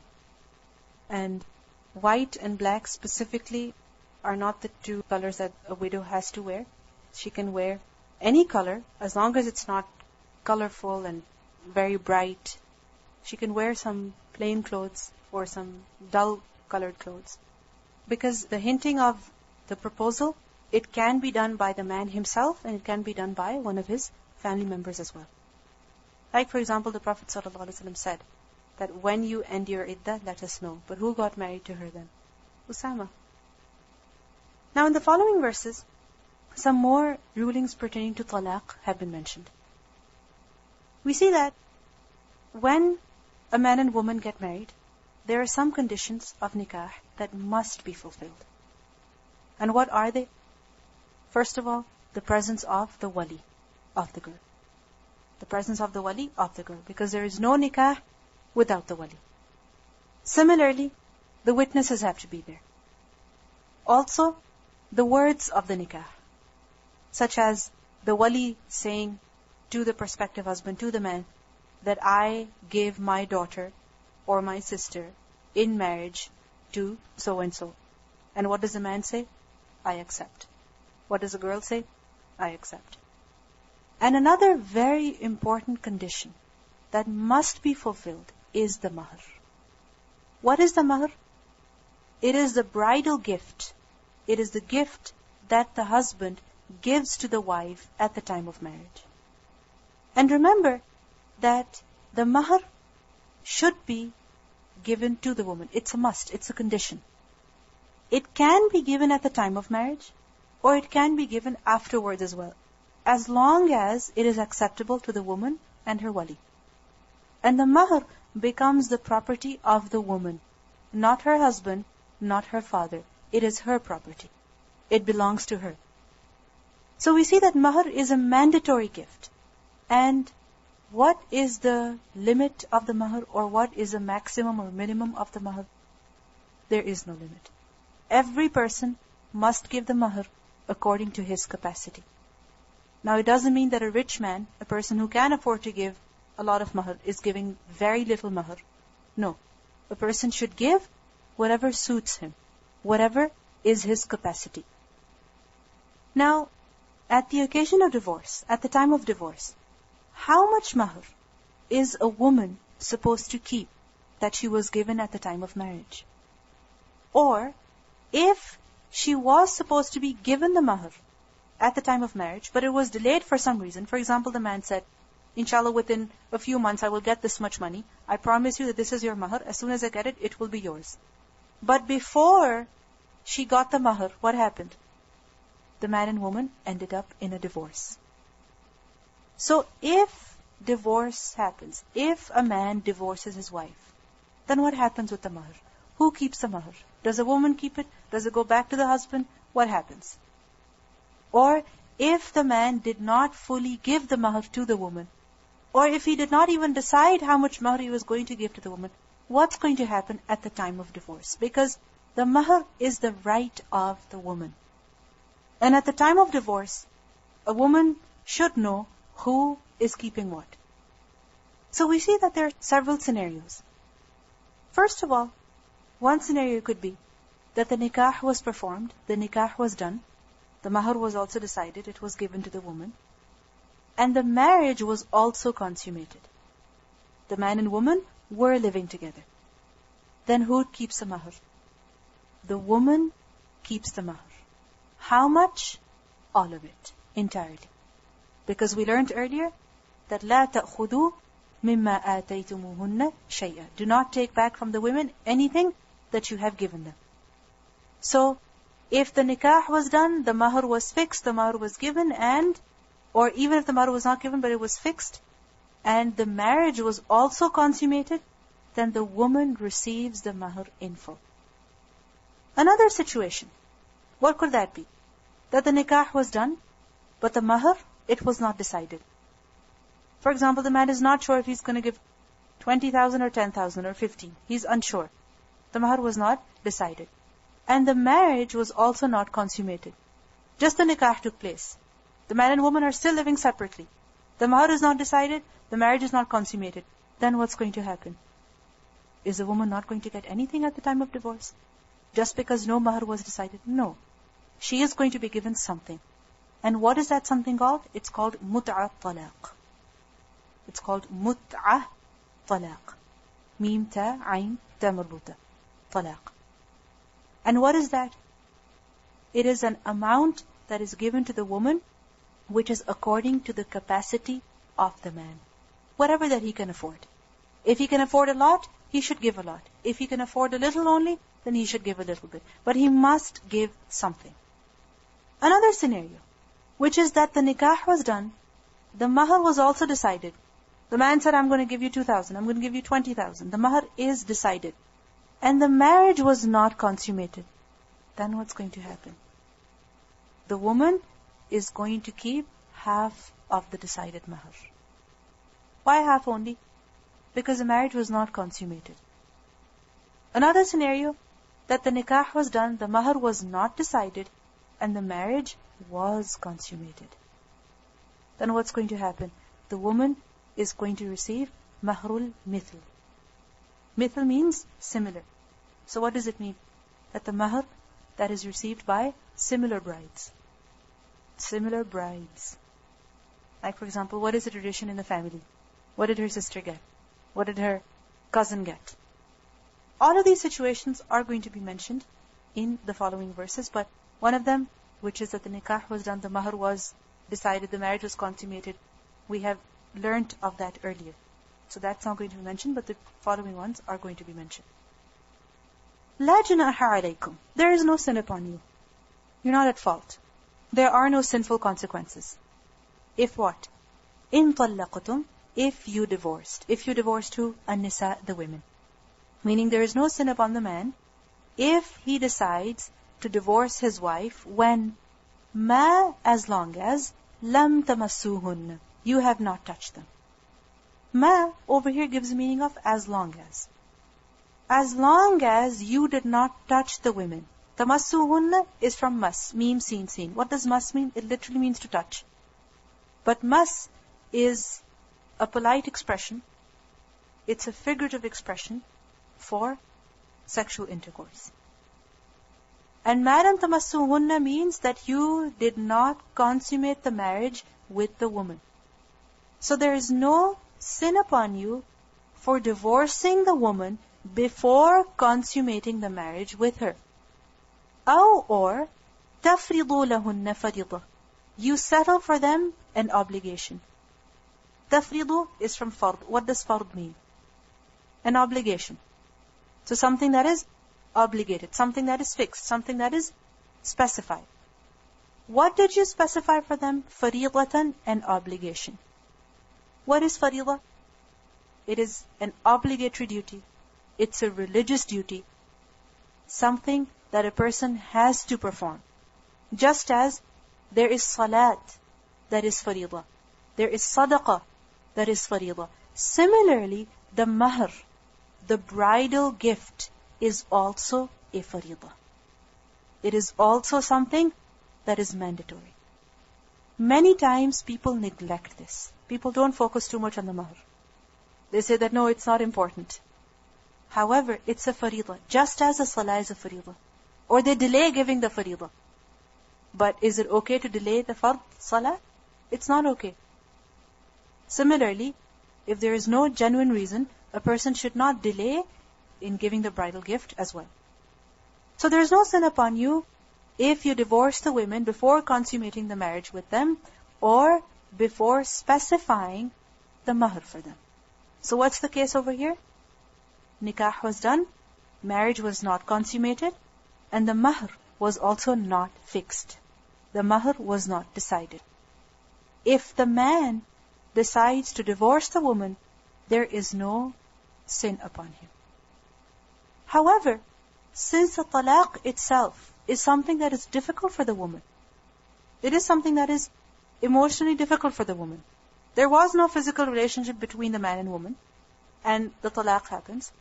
But because it is something emotionally difficult for the woman, therefore, the man should give something to the woman as a compensation. And what is that thing that he must give? وَمَتِّعُهُنَّ, and you all must benefit them. Matti'u is from mim ta'ain. Mata' is a name for anything that a person can benefit from. So matti'uhunna, give them a gift of compensation. Give them something that they can enjoy. And because the word is mata', a person should give something that is actually a mata'.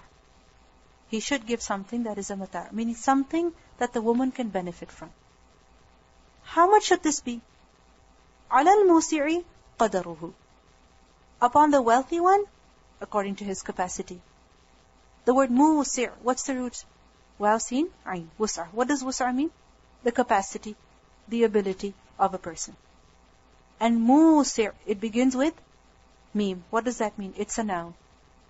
So musi' is one who makes wus'a, one who makes wasir, one who makes vast. What does he expand? What is he making vast? His wealth, his property. So Musir is the one who has a lot of money. Musir is the one who is wealthy. It is the rich person, the affluent man. So the affluent man, the well-to-do person, he has to give the mata' qadaruhu, according to his means. Qadar is from the root letters qaf, dal, ra, and qadar is the ability of a person, what a person is able to do, the capacity that he has. So the rich man will give according to what he can afford. And on the other hand, وَعَلَى الْمُقْتِرِ, and upon the poor man, قَدَرُهُ, his ability, meaning he will give whatever he can afford. The word muqtir is from the root letters qaf, da, ra. And qatr literally means to be stingy. And muqtir is used for a person who is of straitened circumstances, a person who has limited resources, and because of his limited resources, what does he do? He becomes stingy in his spending. Because obviously, he's not going to go buy a bag for $500 or... Why? Because he can barely buy food. Even if he has $1,000, he's not going to spend half of his money on just a bag. He's going to spend that money instead on food, on rent, on something that is necessary. So muqtir is one who is of restricted income. From the same root, qatratun is used for dust, for darkness, for gloom. Because many times when people are undergoing some financial problems, they become worried, and you can see the worry, the anxiety, the anxiousness on their faces. وَعَلَى الْمُقْتِرِ قَدَرُهُ. So we see that because the woman has suffered emotionally, therefore a compensation has to be given to her for the loss that she has incurred. The amount has not been fixed, but it has been left to the financial capacity of the man. Mata'an, a benefit. How much is that going to be? Bil ma'roof, in the manner that is appropriate, in an appropriate way. Haqqan, it is a duty, meaning this is something that is wajib, ala al-muhsinin, upon those who do ihsan. Someone who does ihsan, this is wajib upon him. Wajib upon him to do what? To give something to the woman whom he has given divorce to. Now, a person may say that the man should not give divorce to the woman in the first place. Why is he divorcing her? He married her, did not set the mahar, did not consummate the marriage with her. Why is he divorcing her? He doesn't even know her. He should marry her. He should compromise. He should try to sacrifice something and make do and accept her as his wife and just force the decision upon himself. But if you look at it, isn't it better that a relationship that a man is not fully involved in is terminated right at the beginning? Isn't it better? Imagine if the man is forced into this relationship, into this marriage. He does not like the woman. He does not like her. Or his heart is somewhere else. He's not interested in her. Or he thinks that it's not the right time for him to get married. He needs to put more time into his study or his work. Suppose he's training to become a doctor and he has to spend 24 hours at the hospital, for example, or 23 hours at the hospital. Can he really have a wife at that time? No. And if he does, it's going to affect his relationship. So if he thinks that it's not better for him to get married, it's better for him to divorce the woman at this point and not go and consummate the marriage. Because if he does, what's going to happen? It's going to make the situation worse for him and worse for the woman. Many times we see that young people are forced into marriage. And sometimes it's not just the women, it's not just the girls, it's also the boys who are forced into their marriages. And we see that they struggle for a few years, and maybe they have a child, maybe they have multiple children, and after some years they say, my heart was not in this from the very beginning. It was forced upon me. And because it was forced upon them, after a few years, when they break up, it makes the situation much worse for the girl and also for the boy. So, we see that it is better, obviously it is encouraged that once a person is married, then he should compromise on something. He should try his best to make do with whatever that he has and accept the spouse as he or she is. But if it's not working out and you can sense it from the very beginning, it's better to dissolve it at the initial stage. And if a person does give divorce to his wife at this stage without consummating the marriage, without specifying the mahr, then he has to give some matar. How much matar is that going to be? We see that in the early days of Islam, people would give slaves as matar to the woman. Why? Because a slave is someone whom you can benefit from. They can work for you. Similarly, we see that the amount would go up to 500 dirham. Or people would give camels, according to their capacity, whatever they could afford. Today we can say that, for example, if a person is able to afford a car, he should give a car. If he can afford to give more than that or a little less than that, he should give whatever that he can. Because this is matar. This is something of value. Something that the woman can benefit from. Just as the mahr is not just $20, $30. It's not just a little bit amount from which a woman can only buy a pair of clothes. It's a good amount. It's a big amount. A few hundred or a few thousand. So similarly, the matar should also be something that is valuable. Something that can really benefit the woman in some way. And if a person cannot afford, then we also see that sometimes even a pair of clothes was given.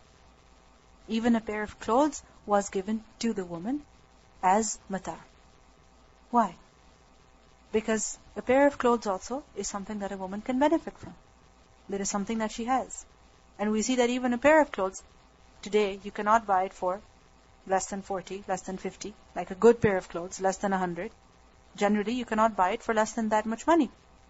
So, matar must be given to the woman. So we see that the gift that a man has to give, it is something serious. He has to give it. And therefore, the decision that he makes of divorcing the woman, that also he will think twice before making that decision. Let's listen to the recitation. لا جناح. Notice how the ayah ends, حَقًّا عَلَى الْمُحْسِنِينَ. The ruling, the law, we have been taught about that. But then it's left to us, how much ihsan do you want to do? This is something that the muhsinin will definitely do. How much ihsan do you want to do? Depending on how much you want to do, give the matar accordingly. Today we see that the complete opposite is done. At the time of divorce, if the man's family had given some gifts to the girl or the girl's family, what do? They take them back. Or they demand for them to be returned. However, we see that at the time of divorce, it's the man who should give to the woman. Another scenario. وَإِن طَلَّقْتُمُوهُنَّ. And if you divorce them, مِن قَبْلِ أَن تَمَسُّوهُنَّ. Before touching them, meaning before the consummation of marriage. The nikah was done, the marriage was not consummated. But وَقَدْ فَرَضْتُمْ لَهُنَّ فَرِيضَةً. You did fix the mahr for them. You fixed the amount of the mahr. You fixed it, that you said it was going to be 20,000, you said it was going to be 10,000. So in this case, how much should the man give to the woman? فَنِصْفُ مَا فَرَضْتُمْ. Then half must be given to the woman. So if he decided 20, he has to give 10. If he decided 10, he has to give 5. Illa except. Meaning you have to give half, except in the situation where أَن يَعْفُونَ, that they forgive. يَعْفُونَ, who forgives? They over here refers to the women, that they say that they don't want it. For example, a woman says that, I got married to him, okay, but there was no consummation at all. Let's say the man is in a different country, the woman is in a different country. So in this situation, the woman says, I don't need the mahar. I'm fine without it. I don't need it. So if they forgive, then it's not a must upon the man to give half of the mahar. Or, who forgives? يَعْفُوَ, he forgives. Who forgives? الَّذِي بِيَدِهِ عُقْدَةُ النِّكَاحِ. The one in whose hand is the marriage tie. What does it mean by the marriage tie? What does it mean by the marriage contract? The nikah. And what does it mean by the one in whose hand is the marriage contract? Meaning the person who has the choice of making that contract or dissolving that contract. Who is the one who has the right to dissolve the marriage contract? It's the husband. It's not the wali. The wali cannot come and say, my daughter is divorced from you. No. The man only can make the decision that I divorce you. So, الَّذِي بِيَدِهِ عُقْدَةُ النِّكَاحِ, who is the one who has control over the uqdah of nikah? It's the husband. If he says, I accept, only then the marriage contract is made. If the man says to him, I marry my daughter to you, he says, I don't accept.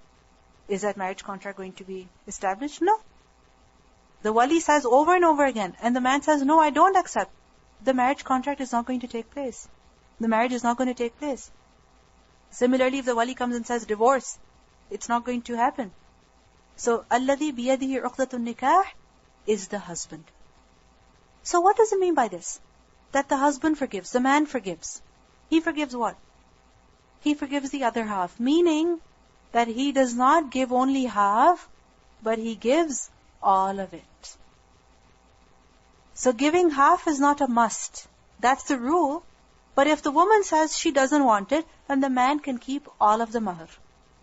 If the man says, no, I don't want to give you only half, or what am I going to do with the other half? You keep everything. Then what's going to happen? The woman can keep everything. The woman can be given the entire mahar. وَأَن تَعْفُوا, and if you all pardon, if you forgive. Who does you all refer to? You all over here is an address that is being made to the men. The man who divorces. If you pardon, and you give the entire amount, it is أَقْرَبُ لِلتَّقْوَى. It is much closer to taqwa. It's also said, the ta'fu over here, because it's plural, it includes the men and the women. That if you men forgive and you give the entire mahar, or if you women forgive and you don't even take the half, then that is closer to taqwa. So we see over here that the ruling has been given, but if you overlook and forgive, if you overlook and are more generous, then it's better for you. So our deen teaches us to be those who give. Our deen encourages us to be on the giving end, not only being on the receiving end. Be the one who is giving.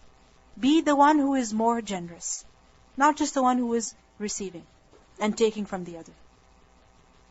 We see that in times of happiness, in good times, everybody gives. And everybody enjoys giving. At the time of marriage, the husband gives a gift, the wife gives a gift, the mother-in-law gives a gift, the father-in-law gives a gift. Why? Because it's a happy occasion. But if you think of it, people are only giving at that time because giving makes them happy. The person who gives in the time of difficulty, in a difficult time, he is the one who actually gives for the sake of Allah. Because he's not giving to satisfy himself. He is giving to please Allah subhanahu wa ta'ala. No matter what the situation is. So over here we see that even at the time of divorce, be the one who is giving to the other. And the woman can be like that, the man can be like that. Because if you give at that time, you're doing it for the sake of Allah. And therefore, it is closer to taqwa. It's a sign of taqwa. That when a person is upset with someone, when a person has been hurt because of someone, but despite that hurt, he still gives, what does that show? That he actually fears Allah. He has taqwa. وَلَا تَنْسَوُا الْفَضْلَ بَيْنَكُمْ. And do not forget the fadl that is between you all. What does fadl mean? Extra, surplus, more than the haqq. So yes, okay, the rule has been given, half, but don't forget the fadl that is between you. Don't forget to be extra generous. Don't forget to be gracious. Don't forget to be kind to the other. Don't forget the fadl that is between you. And لَا تَنْسَوُا الْفَضْلَ بَيْنَكُمْ has also been understood in another way. That don't forget the fadl that was there between you. Meaning don't forget the favor that you showed to each other before. That the man, in all of his generosity, he promised such a huge mahr at the time of the nikah. And then afterwards, when things don't work out as planned, he forgets everything. And he says, I have to give half? I don't want to give it. Or I'm encouraged to give full? I don't want to give it. So don't forget the fadl that you showed to each other before. Don't forget about the ihsan that you showed to each other before. We see that at the time of nikah, both the side of the man and the side of the woman, they show generosity to each other. For example, when the man comes with the proposal to the house of the girl, what happens? He brings gifts. Or his family brings gifts. And the woman, her family, what do? They honor, they respect, they serve, they treat them as guests. So what is this? Generosity. You're not really supposed to serve them. Okay, fine, you can show them a straight face and you can say, okay, fine. But you're extra nice, you're extra generous. What is this? Fadl. So all of that fadl that was there between the two of you, don't forget all of it now. Many times we see that one person hurts us only once. And we forget all the good that they have showed to us all those years. We forget everything. And this is extreme ingratitude. We see over here that even at the moment of separation, remember the good days. Remember the good days. Don't remember the bad days. We never forget of reminding our favors to other people, but we forget remembering favors. We don't forget to remind the other of the favors that we've done on them. And we forget the favors that they have shown to us. This is something that is highly discouraged. We learn in Surah Al-Baqarah, ayah 264, Ya ayyuha alladhina amanu, la tubtilu sadaqatikum bil manni wal adha. O you who have believed, do not invalidate your charities with reminders of injury, by reminding the other of what you've done to him. Instead, what should we do? We should focus on the good that we have received from others. If you have done ihsan upon someone, you've done it for Allah. And if He has done ihsan upon you, don't forget it. Don't forget the ihsan of other people. No person is perfect. No human being is perfect. If 99% of the time they're good, or if 99% of their qualities you appreciate, you like, there is going to be that 1% that you don't like. That one quality, that one trait that you disagree with, that makes you upset. No human being is perfect. Don't focus on the 1%, focus on the 99%. Don't focus on the bad, focus on the good. Don't focus on the bad times, focus on the good times. So, لَا تَنْسَوُا الْفَضْلَ بَيْنَكُمْ. Don't forget the fadl that is between you. إِنَّ اللَّهَ بِمَا تَعْمَلُونَ بَصِيرٌ. Indeed, Allah is seeing of whatever that you do. If you do ihsan, if you're generous, or if you're not generous, Allah knows about it. So we learn from this ayah that we should not forget the favors of other people upon us. And secondly, we should not forget doing ihsan upon others either.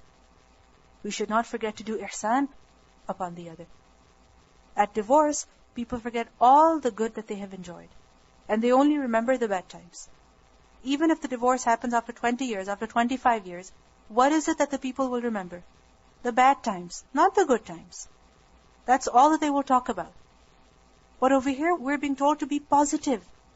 Have a positive outlook. Have a positive approach. Because only when you're positive can you be generous. The moment you become negative, then you become selfish. Then you think about only your own personal benefit and you don't think about other people.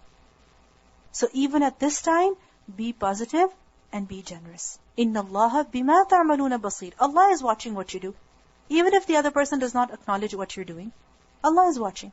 Allah knows about your efforts. Allah knows about your generosity. Allah knows about your thinking. Let's listen to the recitation. وَإِن You see where Allah says, لا تنسوا الفضل بينكم. Sometimes the divorce of two individuals leads to the divorce of two families, even if they're blood relatives. Sometimes if the marriage is between families, for example, cousins get married, and because the relationship didn't work out, they end up in a divorce, what happens? Their parents, who may be siblings, they completely cut off from each other. They don't meet each other, they don't greet each other, and if they do happen to encounter each other at a gathering or something, they won't even say salam. They won't even acknowledge the presence of the other. They will completely disregard them. But Allah says, لا تنسوا الفضل بينكم. Okay, fine. There was divorce. But why are you forgetting everything else? Yes, divorce is something that is very painful, very difficult. But why should you forget all the good times? Why should you forget the good time that you have enjoyed with your sibling, with your brother, with your sister? Okay, yes, your children didn't get along, but you could still get along. لا تنسوا الفضل بينكم. Don't forget the good times that you enjoyed. Only those two people have divorced. You have not been divorced. Inna Allaha bima ta'maluna basir. And sometimes we see that one party or one side tries to do ihsan upon the other. They try to have good relationships with them. They try to say salam. They try to greet them at Eid, invite them over. But the other side is not willing to accept you. It happens. So, take solace in the fact that Allah is watching your actions. Allah is watching you. Allah knows how much effort I am putting in, what I feel, how I am. Therefore, He is going to recompense. He is going to reward. Inna Allaha bima ta'maluna basir. حافظوا على الصلوات والصلاة الوسطى وقوموا لله قانتين.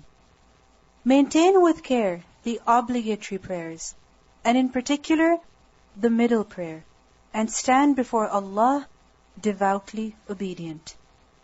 حافظوا. حافظوا is a command. It's an instruction that is being given to all believers. And notice that the context is of divorce and iddah and a person who has died leaving behind a widow.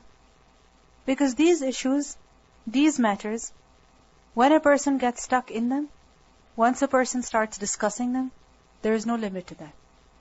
There is no end to that. And especially when a person is going through divorce or when a family member is going through divorce, all that he can think about is how sad the situation is, how miserable the situation is. And during this, what does Allah say? حافظوا على الصلوات. All of you, guard your salat. Preserve your salat. Protect your salat. The word حافظوا is from حفظ. And حفظ means to preserve something. It is to protect and preserve something so that it does not get wasted. حفظ is to protect, to take care of something. And the word حافظوا also gives the meaning of مداومة, which is to keep up with something and maintain something. To constantly do something, to continue doing something. So حافظوا على الصلوات, and الصلوات is a plural of salah. And al over here gives the meaning of specific salawat, specific prayers. So it refers to the 5 daily prayers. That no matter what happens in your life, even if you yourself are going through divorce, or even if a relative is going through divorce, no matter what happens, don't neglect your salah. حافظوا على الصلوات. And in particular, with salat, والصلاة الوسطى. Especially guard the middle prayer. The word wusta is feminine of the word awsat. And awsat is from waw, sin, ta. Awsat is the middlemost, that which is in the mid, that which is in the middle, central. Wusta is a feminine of that. Why is a feminine word used over here? Because it's an adjective of as-salat. As-salat ends with a ta marbuta, so it's a feminine noun. So, the word wusta gives a meaning of that which is central, that which is in the middle. And remember that ummatan wasatan, we learned earlier in the second juz, refers to what? Ummah that is in the middle, and also ummah that is best. Wasat also gives the meaning of best. So figuratively, the word also means best or most important. Because that which is in the middle is best. The best age is the age of youth, between childhood and old age. So what is this middle salah? What is this central salah? Or what is this best salah? Out of the 5 daily prayers, Salat al-Wusta refers to the Asr salah. Why? Because there are 2 salah before it and 2 salawat after it. Fajr and Zuhr before it and Maghrib and Isha after it. So it's right in the middle. And secondly, it's called Wusta, best. Why? Because it is of great importance. It has great importance in Islam, in our deen. So we see over here that guarding the prayer, preserving the prayer, is something that is very important for the believer. We learned that 50 prayers, 50 salawat were initially prescribed in the Muslim Ummah. When the Prophet ﷺ went on Mi'raj, what happened? 50 prayers were initially prescribed. And then on the encouragement of Musa a.s., the Prophet ﷺ kept going back, and eventually the number came down to 5. And after this, any person who maintains and properly performs these 5 salawat, he will get the reward of praying all those 50 salawat. Provided that he does the hifadha, he does the hifz of the 5 salawat. Now the question is, what does it mean by hifz salah? What does it mean by guarding the prayer?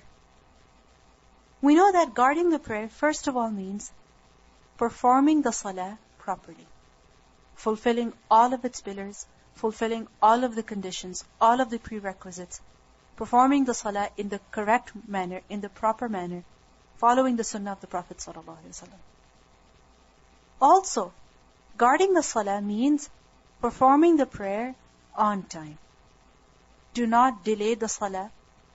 Do not delay the salah from its proper time and pray it when the time of the salah has actually gone. For example, a person prays Zuhr salah at the time of Asr salah. That is what? That is not guarding the prayer. Guarding the prayer means performing the Zuhr salah in the time of Zuhr salah, within that time, not delaying it from that time.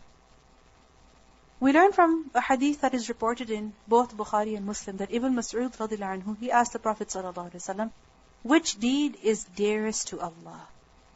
Which deed is the best deed at the sight of Allah? And the Prophet ﷺ replied, as-salatu ala waqtiha, to offer the prayers at their proper times. And proper times means what? To perform the salah within its time. Do not pray after its time or before its time. I asked, what is the next good deed? What is the next action which is best in the sight of Allah? And he replied, al-jihad fi sabilillah, to participate in jihad in Allah's cause. I asked, what is the next in goodness? And he replied, birrul walidain, to be good and dutiful to your parents. Abdullah ibn Mas'ud, he then added, the Prophet ﷺ told me these words, and had I asked more, the Prophet would have told me more. If only I had asked him more questions. So this is a hadith that is reported in both Bukhari and Muslim. So guarding the salah includes performing the salah on time. And guarding the salah includes praying the salah constantly, meaning not missing out on some salah. Because it's to guard the salah, to not miss out on even one, to not delay even one. Was-salatul wusta, and in particular guard which salah? The Asr salah, because it's the midmost salah. Now, the evidence for Salatul Wusta being Asr salah was, first of all, the linguistic evidence that I told you, that wusta is that which is central, so Salatul Asr is central. It's best because of its great importance. We learned that the Prophet ﷺ, during the Battle of Ahzab, what happened in the Battle of Ahzab? The Muslims had to dig the trenches. And upon digging the trenches, they also had to guard the trenches, because the enemy was, where was the enemy? Right across the trenches, right? So they also had to constantly guard the trenches. So the Prophet ﷺ said, شَغَلُونَ عَنِ الصَّلَاةِ الْوُسْطَى صَلَاةِ الْعَصْرِ مَلَأَ اللَّهُ قُلُوبَهُمْ وَبُيُوتَهُمْ نَارًا. They, meaning the disbelievers, they made us very busy from performing the middle prayer, the Asr prayer. Because they had to stay over there for so long that the proper time was gone. May Allah fill their hearts and houses with fire. And this is a hadith that is mentioned in Musnad Ahmad, and a similar hadith is also reported in Sahih Muslim. So from this we learn that Salatul Wusta is Salatul Asr. Now why is Salatul Asr mentioned here in particular? Aren't all of the 5 daily prayers important? Of course they are. But when one is mentioned specifically, it shows that guarding that, performing that, is extremely important, is much more important. What is the importance of the Asr Salah?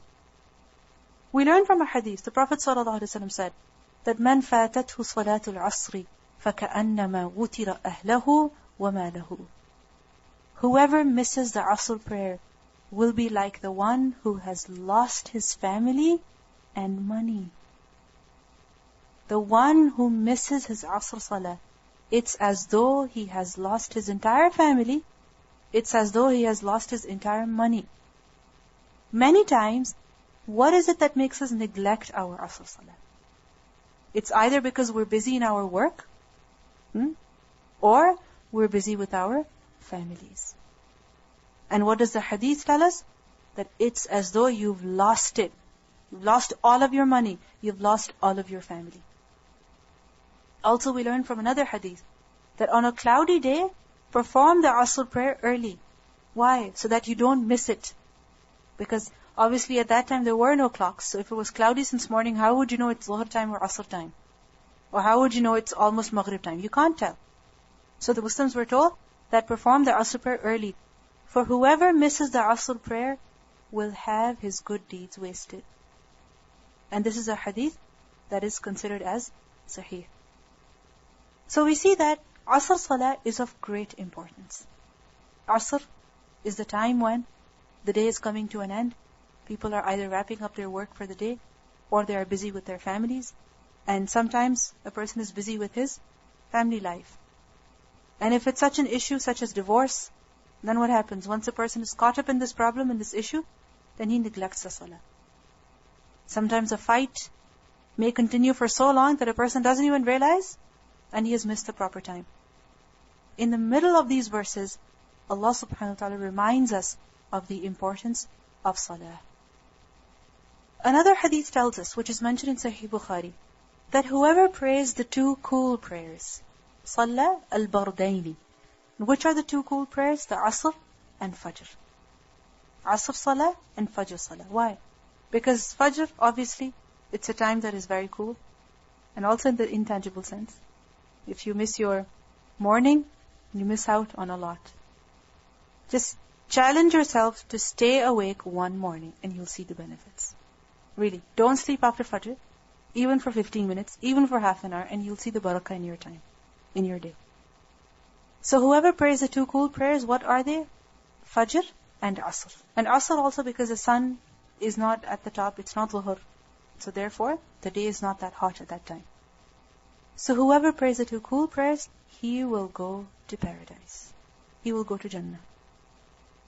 Also we learn from another hadith that إِنَّكُمْ سَتَرَوْنَ رَبَّكُمْ كَمَا تَرَوْنَ هَذَا الْقَمْرَ لَا تُضَامُونَ فِي رُؤْيَتِهِ. You people will see your Lord as you see this full moon, and you will have no trouble in seeing Him. The full moon, when it's up in the sky, can you see it without any difficulty? Yes. And can everybody see it? Yes. Whoever's there can see it if they try to look up. Even if there's a big crowd of people, still you can see, because all you have to do is look up and you can see the moon clearly. And full moon, you can see it clearly. So you will see your Rabb You will see Allah subhanahu wa ta'ala just as you see the full moon today. فَإِنِ اسْتَطَعْتُمْ أَلَّا تُغْلَبُوا عَلَى صَلَاةٍ قَبْلَ طُلُوعِ الشَّمْسِ وَصَلَاةٍ قَبْلَ غُرُوبِ الشَّمْسِ فَافْعَلُوا. So if you can avoid missing through sleep or becoming busy a prayer before Fajr and a prayer before sunset, which is Asr, then you must do so. A prayer before sunrise and a prayer before sunset, which is the Asr Salah and the Fajr Salah. So if you can avoid missing the Salah, then must do so. You must try to avoid missing the Salah. Because only if you avoid missing these two prayers, then you will be able to see Allah. Then you will be able to see Allah clearly. So if you want to see Allah, then guard this prayer. وَقُومُوا لِلَّهِ قَانِتِينَ. And stand for Allah as devoutly obedient. Qaniteen, as we have learned the meaning earlier, Qaniteen is from qunut, and qunut, as you know, means obedience. And it also means to stand. The word qunut also means calmness, stillness. So what does it mean by قُومُوا لِلَّهِ قَانِتِينَ? Stand for Allah as devoutly obedient, meaning stand with humility. Stand with khushu'. Perform the salah with khushu'. That your heart, your mind, your concentration, your focus should be on who? On Allah. Not on other things. Not on other people. Not on what else is going on. Lillah, for Allah. And show humility. Obedient in front of Allah. What does it mean by obedience in front of Allah in salah? Showing humility. This has also been understood as قُومُوا لِلَّهِ قَانِتِينَ, meaning stand in salah while being still, with sukut, with stillness, with calmness. We learned that Zayd bin Arqam, he said that we used to speak to each other sometimes during salah. Before, in the early stages, we used to speak to each other sometimes during salah. But when this was revealed, قُومُوا لِلَّهِ قَانِتِينَ, we were commanded to be silent and were forbidden to talk. So we see that in salah, qunut means to show humility, to have khushu', but it also means to become still. Stillness of the body and stillness of the tongue. And stillness of the tongue does not mean that you don't say the words of salah. Obviously, you are supposed to say them with your tongue and not just in your mind. But what it means is that a person should not talk with other people. We learned that once Muawiyah ibn Hakam, he spoke during the salah, and the Prophet ﷺ said to him that the ordinary speech people indulge in is not appropriate during the prayer. The prayer involves only tasbih, it involves only takbir, and remembering Allah. So salah should have tasbih, takbir, and the dhikr of Allah, remembering Allah, on the tongue and also in our hearts. So salah must have humility. Let's listen to the recitation.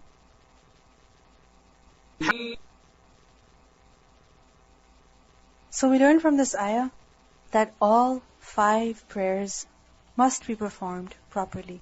A person must guard all of the 5 prayers. Sometimes we focus a lot on just certain salah. For example, if we're at school, and if the adhan goes at 1:30, we want the class to end at 1:30 and we want to go to the masjid and pray the salah with the men. However, if we're at home, what do? We delay till 3, we delay till 3:30. Hifz of salat means praying the salah within its proper time. Within its proper time. So if because of some reason, and this is a very important reason, that all of us are sitting together in a gathering of knowledge, studying the Quran, and if for that reason we're not able to pray salah with the rest of the masjid, then we can pray within the proper time of salah in jama'ah together, in congregation together. Alright? Understood? As long as it is within the proper time. And if it's more than 2-3 people, then why not pray in jama'ah? And remember that iqamatul salah, with the condition of iqamatul salah being performing the salah in congregation, that is especially for the men.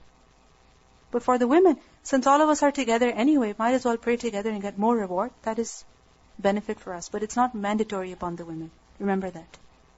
So, guarding all the 5 prayers is important. Not just a few salah.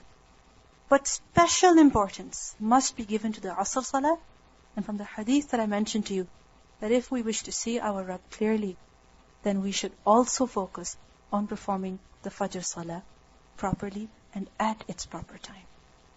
Not delay it. Really, how much difference is it going to make if you wake up 15 minutes early, 20 minutes early, half an hour early? All of Ramadan you woke up early, before Fajr, so you can do it for the rest of the year as well. Because the benefit is great. Imagine seeing Allah clearly. And also we learn the etiquette of Salah, that when a person is praying the Salah, he should pray with qunut, with humility, with khushu', with calmness. Just imagine, when you're meeting somebody whom you love, when you're talking to someone whom you love, do you ever speak with your mind being elsewhere? You don't do that. And if you try to do that, other people get so upset. They get very upset. And they sometimes stop you in the middle and they're like, what did I just say? Just to test if you were listening or not. So, if you really love someone, you pay attention to the conversation that you're having with them. You don't say it mindlessly.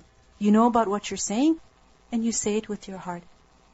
Similarly, when we're praying Salah, don't just say the Salah A to Z with no concentration, with no heart, but say it with consciousness. And for this, it is very important to know the meaning of Salah. Because only when you know the meaning of Salah, can you focus on the Salah. Because otherwise, how do you know about what you're saying? How can you pay attention? How can you focus? You can't. So, قُومُوا لِلَّهِ قَانِتِينَ. So the etiquette of Salah is to perform it with humility, with concentration, with devotion. Let's listen to the recitation from the beginning.